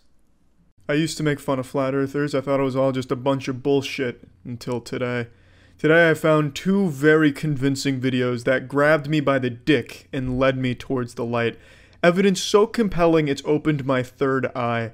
I'm going to share the videos with you, and I trust that you will also now become part of the flat earth cult as a result of watching these videos. This shit's powerful. Hi, flat earthers. Y'all know me, right? I am here just to tell you something. I want you to stay flat. Because if you don't, then the next generation is gonna suffer.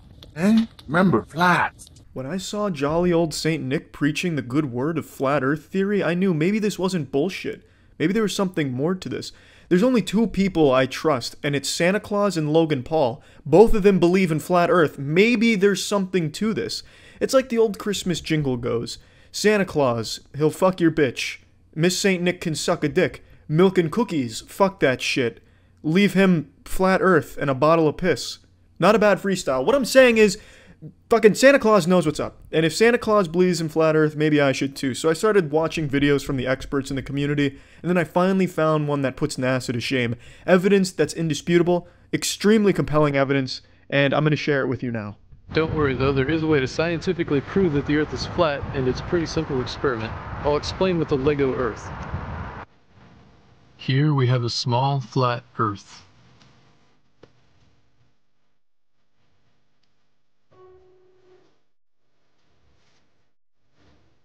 I think that's about all we need to see here. Checkmate, round earth sheep.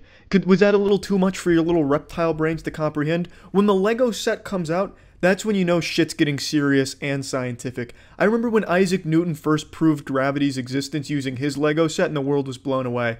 And now this pioneer is doing the same, proving flat earth is true. RenderForest.com.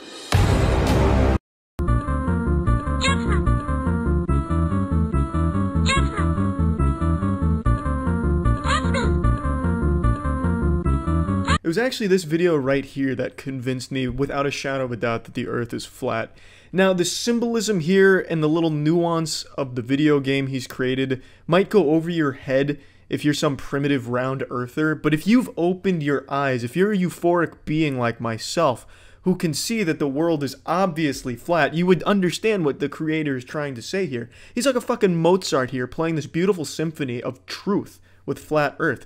You have to be injecting heroin to think the world is round and is spherical. It's the stupidest thing in the world. You have to be out of your mind, literally, to think that the world is round. Now, if you go into the comments section, some blasphemer was saying that the world is absolutely round, but luckily, this brave hero was able to disprove him with some just downright straight fucking facts. Just laying down a butt-fucking of facts into this man's butt-fuck hole. And with a name like Unbelievable Productions, you knew you didn't stand a chance in a debate against him. He will unbelievably butt-fuck you, especially with his production value like this. Now, let's get serious for a moment. Yeah, Flat Earth is a big fucking joke. The content they produce on YouTube is some of my favorite because there's shit like this and it's always super enjoyable to laugh at. But I do think the movement as a whole, which is somehow gaining steam, is super dangerous. Thinking the Earth is flat, that's fine if you want to be some type of fucking troglodyte. I don't care if you believe that. But it's the idea that science is wrong and denying science where I get upset, and that's what's genuinely detrimental to society. Anti-vax and flat earth, they're basically the same thing, but for some reason they hate each other and think the other one is fucking dumb. But they're the same. They're born from the same idea that science is wrong and hurting us. And that's dangerous because these fucking idiots can't recognize that science is the only reason they're even alive today. Because half of these goddamn idiots would have already died fucking choking on a rock they ate because they thought it looked appetizing, or bathing in sewage and getting an infection. Perhaps eating a block of plutonium because it smelt nice. These people would be dead without science. And yet, for some reason, they're the first to turn around and bash it and say it's wrong and a lie. Logan Paul, I don't think believes flat earth. I'm 100% certain he's just there to capitalize on the money there, sell some maverick flat earth merch to them, because these fucking idiots have so much disposable income that they seem to just want to get rid of all of their money, tossing it at lunatics building rockets in their backyard. So Logan Paul's smart to get into that market, and I don't think many of the people in the Flat Earth Society actually believe it. Like I said, I think they're just there to capitalize on all the disposable income they all seem to have. And you know what, that's completely fine by me. If you want to take money from these Tide Pod eating douchebags that are just too fucking dumb, I don't really mind, because they genuinely are promoting a dangerous idea to the impressionable children that science is evil and always lying to you. Don't believe science, just believe us. It's this weird indoctrination shit, a very strange cult. But yeah, anyway, what I wanted to really talk about today was the beautiful content they produce, and I really hope they do keep making these, because I watch them pretty often.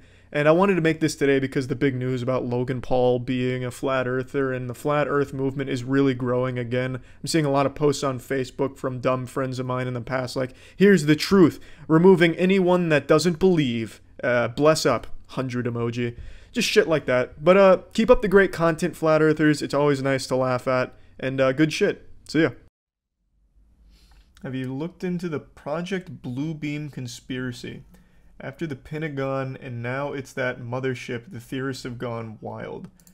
Fuck. I have looked at it and I totally forgot. I've looked at so many conspiracies recently. Is Project Bluebeam the one that's back to mind control? Trying to pick up where MK Ultra left off. Is that Bluebeam? No, that one's not Bluebeam. Let me look it up. I definitely have looked it up before, but I can't remember exactly which one this is. Oh, it's to create the next Jesus, the artificial second coming. That's what it was. Yeah. So the idea behind Project Bluebeam was to somehow create like a revival of Christ type situation to spread a new religion across Earth. Thanks to give sub Bana and the resub whatever, Imperial and Ashley. Do you believe in any conspiracies? Only a couple. The most notable one is Jeffrey Epstein didn't kill himself, but that's not even a conspiracy. That's just like legitimately the fucking truth. The other conspiracies are like really minor ones, like beef jerky being a scam and shit. How is beef jerky a scam? Every time I mention that, people always hit me with like question marks. I made a whole video breaking down the beef jerky conspiracy.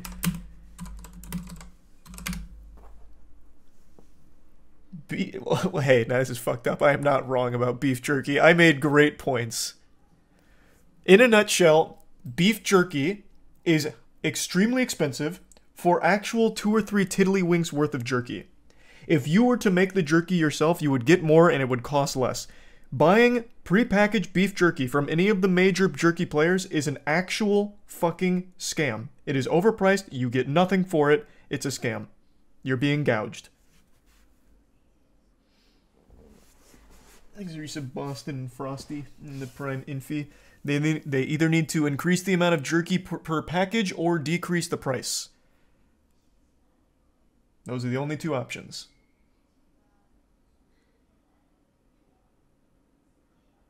That's all food and services? Not at all, actually. When it comes to, like, snack foods, I actually think you get so much bang for your buck. I have, like, a fucking 6-pound thing of Raisin Bran I got for, like, $2, if that. Meanwhile, jerky, for less than 3 ounces worth of jerky, it's $8. 8 fucking bucks. 8 smackaroos. Something's not adding up. Yeah, because no one eats Raisin Bran. It was just a quick example. Look at any cereal. You know, here. How much is the same poundage of Captain Crunch? If I wanted a full big whammy of Captain Crunch, it's $4.78. Or, in fact, if I want to go to Walmart instead of Target, it's $3.81. And that's got like 18,000 servings worth of Captain Crunch in there. And it is literally half, more than half. Or, yeah, less than half of beef jerky-ish. It doesn't make sense. Beef jerky is a scam. But it's not meat. That's fine. I actually did another comparison. If you were to buy, what's that sausage brand? The one that makes the little wieners? Not Oscar Mayer. It has like the farmer on the front and he's like tipping his hat. Who the fuck is it? Is it Duke? I don't think it's Duke. Let me see. I can't remember. Then we'll just do a different one. Slim Jims. Slim Jims are meat as well. And a Slim Jim, a big Slim Jim costs you... let's do Walmart price. Keep everything consistent. Big Slim Jim costs you $3. Or if you want like a 26 pack, it's $6. A 26 pack of Slim Jims, which is also meat, is $6, which is still cheaper than the 2 little fucking morsels of beef jerky you'd get in like a Jack Link's. Slim Jims are barely meat. Yeah, I mean, I'm not the biggest Slim Jim guy, to be fair. But it was just a quick meat snack example. Point is, beef jerky as a meat snack is dreadfully overpriced for very, very, very little product. It's one of the few conspiracies I subscribe to. Wholeheartedly. There's an actual beef jerky outlet by me, and their bags are going for 25 to 45 bucks. Oh, if you're talking about artisanal jerky, that's a whole new can of worms. There was a jerky spot, I can't remember the name of it, that I used to go to from time to time a while back, and it was pretty good. And the price, like, actually reflected the amount of jerky you'd get. You get, like, an entire fucking slab for, I don't know, a little bit more than Jack Link's pitiful little containers. It's really just the big boys that fuck you. Do you think the government controls the weather? Nah, I don't think we're at Geostorm levels yet. We don't have Buc-ee's here, so I don't know that jerky. I don't know what they're selling out there at Buc-ee's. People have been able to manipulate the weather for hundreds of years at least. Brother, doing a rain dance isn't scientifically efficient for summoning rain. Now, if you want to talk about something about how they can kind of, like, influence clouds, like that, I know, I don't remember what it's called, but they do some shit like that, but it's still not fully controlling the weather. Thanks to the resub Pluto.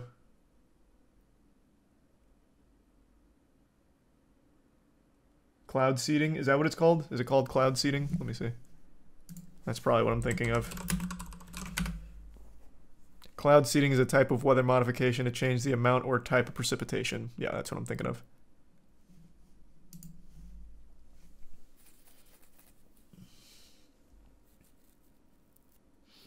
Charlie, do your research. On rain dances, brother, I'm telling you right now, I promise, no amount of research outside of, like, your unhinged Facebook groups is going to confirm a rain dance has ever actually summoned rain. Now, if we're talking about, like, real shit, like cloud seeding, yeah.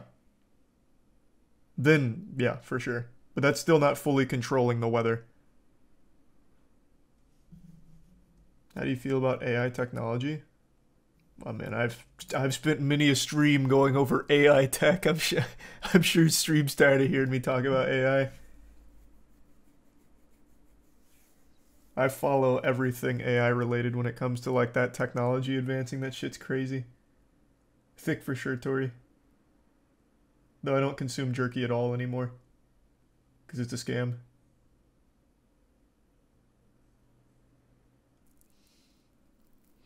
You want to see the most convincing alien abduction story? Look up Travis Walton. Let me make sure this isn't just some kind of troll and this Travis Walton guy's not doing some shady shit. The Travis Walton UFO incident. Okay, let's take a peek. Crazy how we went from jerky to alien abductions so quick.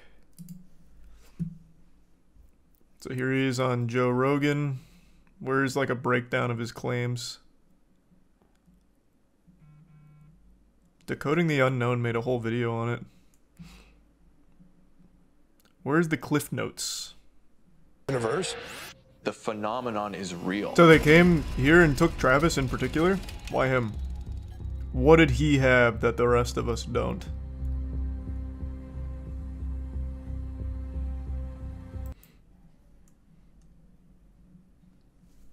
So what makes it so credible? It said it's one of the most heavily documented alien abductions. Is it because he had 6 of his crew members around and they couldn't find him? And they all claimed a giant blue light?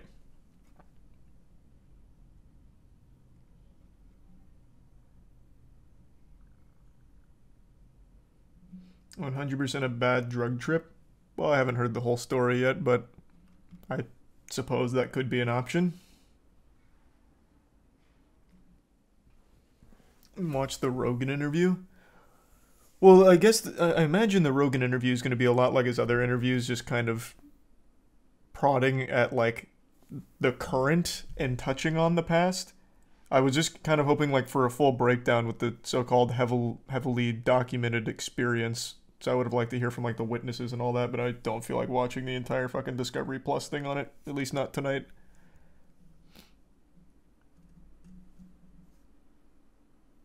Here's Risa Blackdose.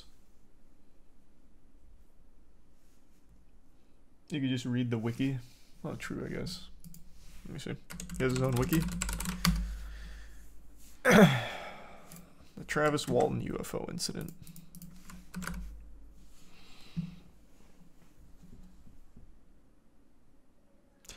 In 1964, during a hypnosis session, Barney Hill told his psychiatrist a story about having been abducted by aliens.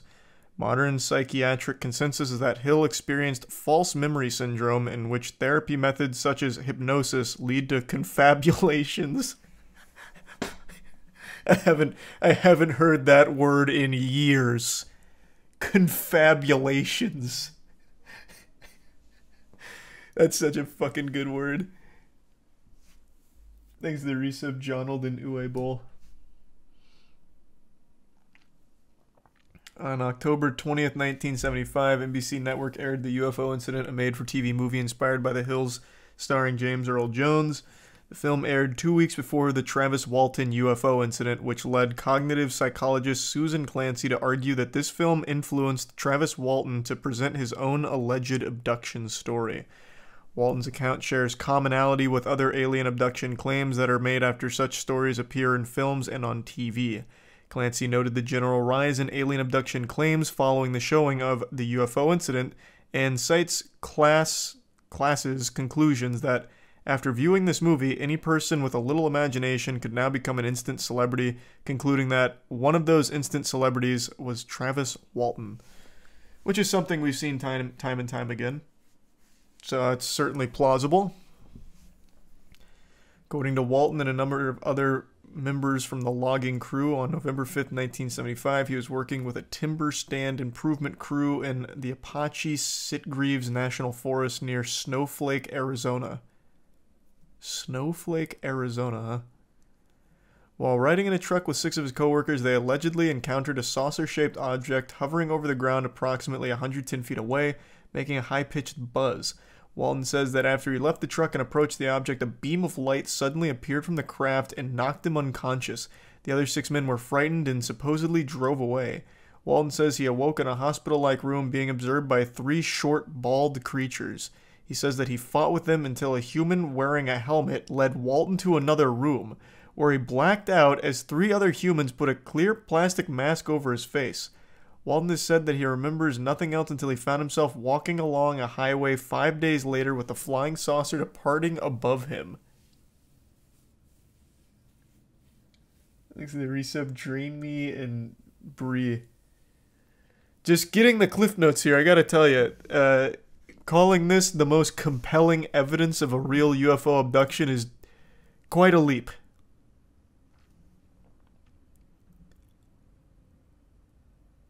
In the days following Walton's UFO claims, National Enquirer awarded Walton and his coworkers $5,000 prize for Best UFO Case of the Year, after they were said to have passed polygraph tests administered by the Enquirer and the Aerial Phenomena Research Organization. Walton, his older brother, and his mother were described by the Navajo County, Arizona sheriff as longtime students of UFOs. UFOologist Jim Ledwith said, "For 5 days the authorities thought he'd been murdered by his coworkers and then he returned. All of the coworkers who were there, who saw the spacecraft, they took polygraph tests and they all passed except for one, and that one was inconclusive." Speaking of inconclusive, there's a reason why polygraph tests aren't exactly the gold standard. But at least I got 5K. That's something.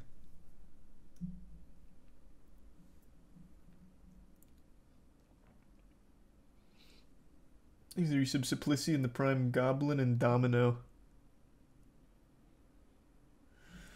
These wild Travis abductors copied the movie Aliens. Well, maybe the movie just got it right.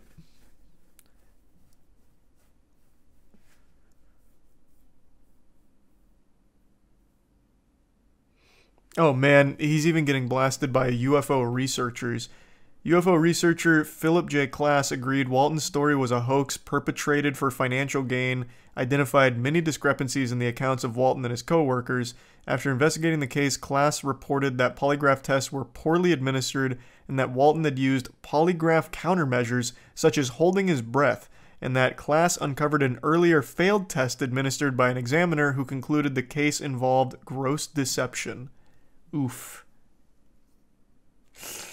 Eek.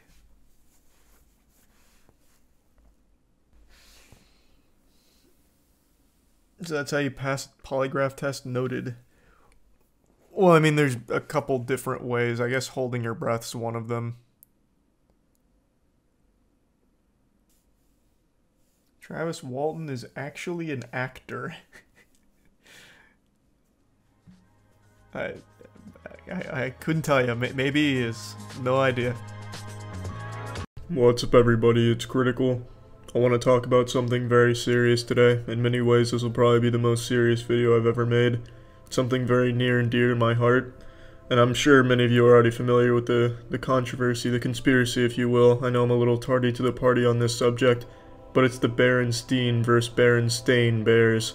Now, I'm sure many of you, like me, remember these beloved children's books as the Berenstein Bears, but apparently it's always been the Berenstein Bears by Stan and Jan Berenstein, not Berenstein. And that's just barren bullshit. I know it was Steen because I used to have to write a weekly book report on a different Berenstein Bears book each week, and it was always Steen in my report. And, strangely enough, I used to actually pronounce it Berenstain, but I was constantly corrected by the teacher and my parents saying, "Charlie, take that Brillo pad out of your fucking mouth and say it the correct way or you're not getting food tonight. It is Steen, not Stain." So eventually I learned that it was Steen, and I used to eat Brillo pads, but that's a conspiracy theory for a different day. And the reason I even thought it was Stain to begin with was because I didn't know the sounds E-I-N would make, and it was very close to the ending to Stain, which was A-I-N, and Pain, which was A-I-N, so I thought it would make the same sound. So the fact that they're trying to say it's always been Shitstain Bears is just absolute nonsense, because that is absolutely wrong, and that has been drilled into my head that it was never Stain and has always been Steen. Now, let's see where this all started. In 2012, someone made a blog post talking about how they'd come to the realization that it's always been the Berenstein Bears, and they'd talked to everyone they knew, and they always knew it as the Berenstein Bears, and he said the only logical explanation for this is that our universe overlapped with a parallel universe, and a lot of very subtle changes occurred, one of them being Steen changed to Stain. However, he neglected to mention that I was also directly affected with this overlapping. I used to have a 9-inch dick, I know that for a fact, but now I'm left with just the standard 6-incher. But that's alright, I guess, because the bigger issue here is this Berenstein Bears issue. And then this really caused a lot of outrage, like a lot of confusion, because the majority of people remember it as the Berenstein Bears. In fact, a very small percentage know it as Stain Bears. So how can so many people have such vivid memories of it being Berenstein and not Berenstain? Well, it's called the Mandela effect, and the Mandela effect is basically when a large number of people have very, very clear memories that they know and are certain have happened, but in reality have not happened. And it gets its name from Nelson Mandela, whom many believe died in prison, when in reality, that is false. So the conspiracy gained traction and got a lot of attention, so much so that the son of Stan and Jan Berenstein commented on the blog post saying, "Hey, come on, pussy farts, cut the monkey business, stop it, you silly sailors. It's always been Berenstein, not Berenstein. They all want to pronounce it Steen, but it's Stain. Ever since I was a kid, they call me Steen. It's Stain, though. Just by applying Occam's razor, it's just you've all misheard it and misread it your whole lives, and you're just dumb people. And Occam's razor is just the simplest solution is the right one. It's that way of thinking. Cut off everything you don't need, you're left with the simplest solution, which is the correct one. So that's the official explanation for this whole debacle, that we've all just misheard or misread it our whole lives, and that we're just wrong. But I don't necessarily believe the parallel universe theory, but I do think there is something awry here, because I know it wasn't Stain. I wouldn't have these memories of me feeling very stupid by saying Stain when it was Steen. It's a fucking complicated situation, and Berenstein fucking sucks as a name. Sounds like a knockoff of the real Berenstein, where the Berenstein Bears get into some shady shit. Berenstein Bears, big honeys about to nut. Berenstein Bears, trouble with the drug cartel.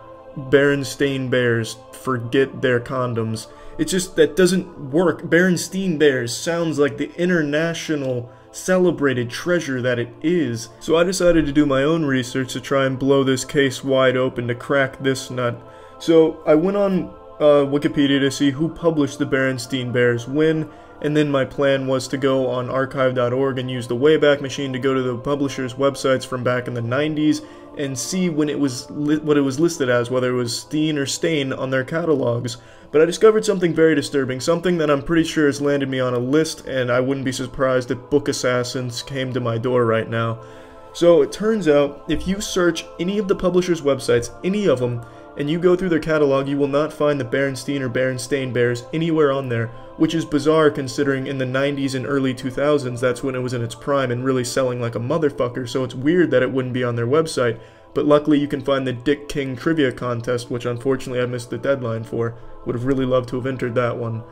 But there is no mention of the Berenstein or Stain Bears until you get into around 2005 on the publisher's websites, where it is on the front fucking page, Berenstein Bears. It's incorrect there. That's unfortunate. But what really gives me the heebie-jeebies, in a sense that there's definitely something amiss here, is that you just can't find the Berenstein or Stain Bears on any old website where there's books. I've checked libraries too, old library catalogs, and there's no Berenstein or Stain Bears there either.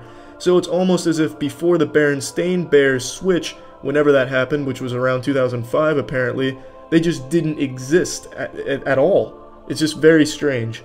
So I also did a little more research and found a website dedicated to proving that it's Berenstein and always has been in this reality, called BerensteinBears.weebly, and they have a lot of newspaper articles with the Berenstein spelling there, as well as TV program guides that have Berenstein there.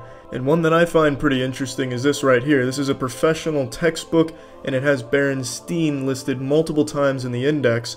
Now that could be attributed to a typo, as well many of these could, but for something like this I find it very unlikely that they'd make the same typo that many times, especially in a professional textbook. They'd really fact check that, as would a lot of these sources.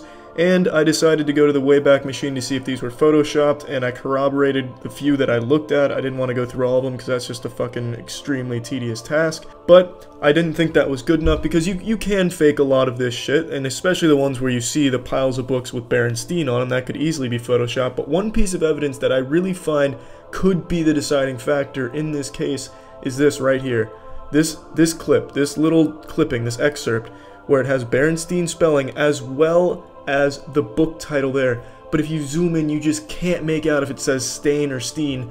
But if you could somehow get that enhanced enough where you could actually read it and you could see the spelling, that would once and for all settle the debate on Steen versus Stain. But for now, I'm going to keep knowing that it is Berenstein, and anything short of that I just will not accept. I would rather watch the world burn to ash than accept that it has always been Berenstein Bears. So I know I'm really chiming in on this subject way after people have already forgotten about it, but this has really altered my universe. It has crashed what I thought was my universe. In fact, I'm pretty sure the universe has stopped expanding now. So, yeah, that's about it. See ya.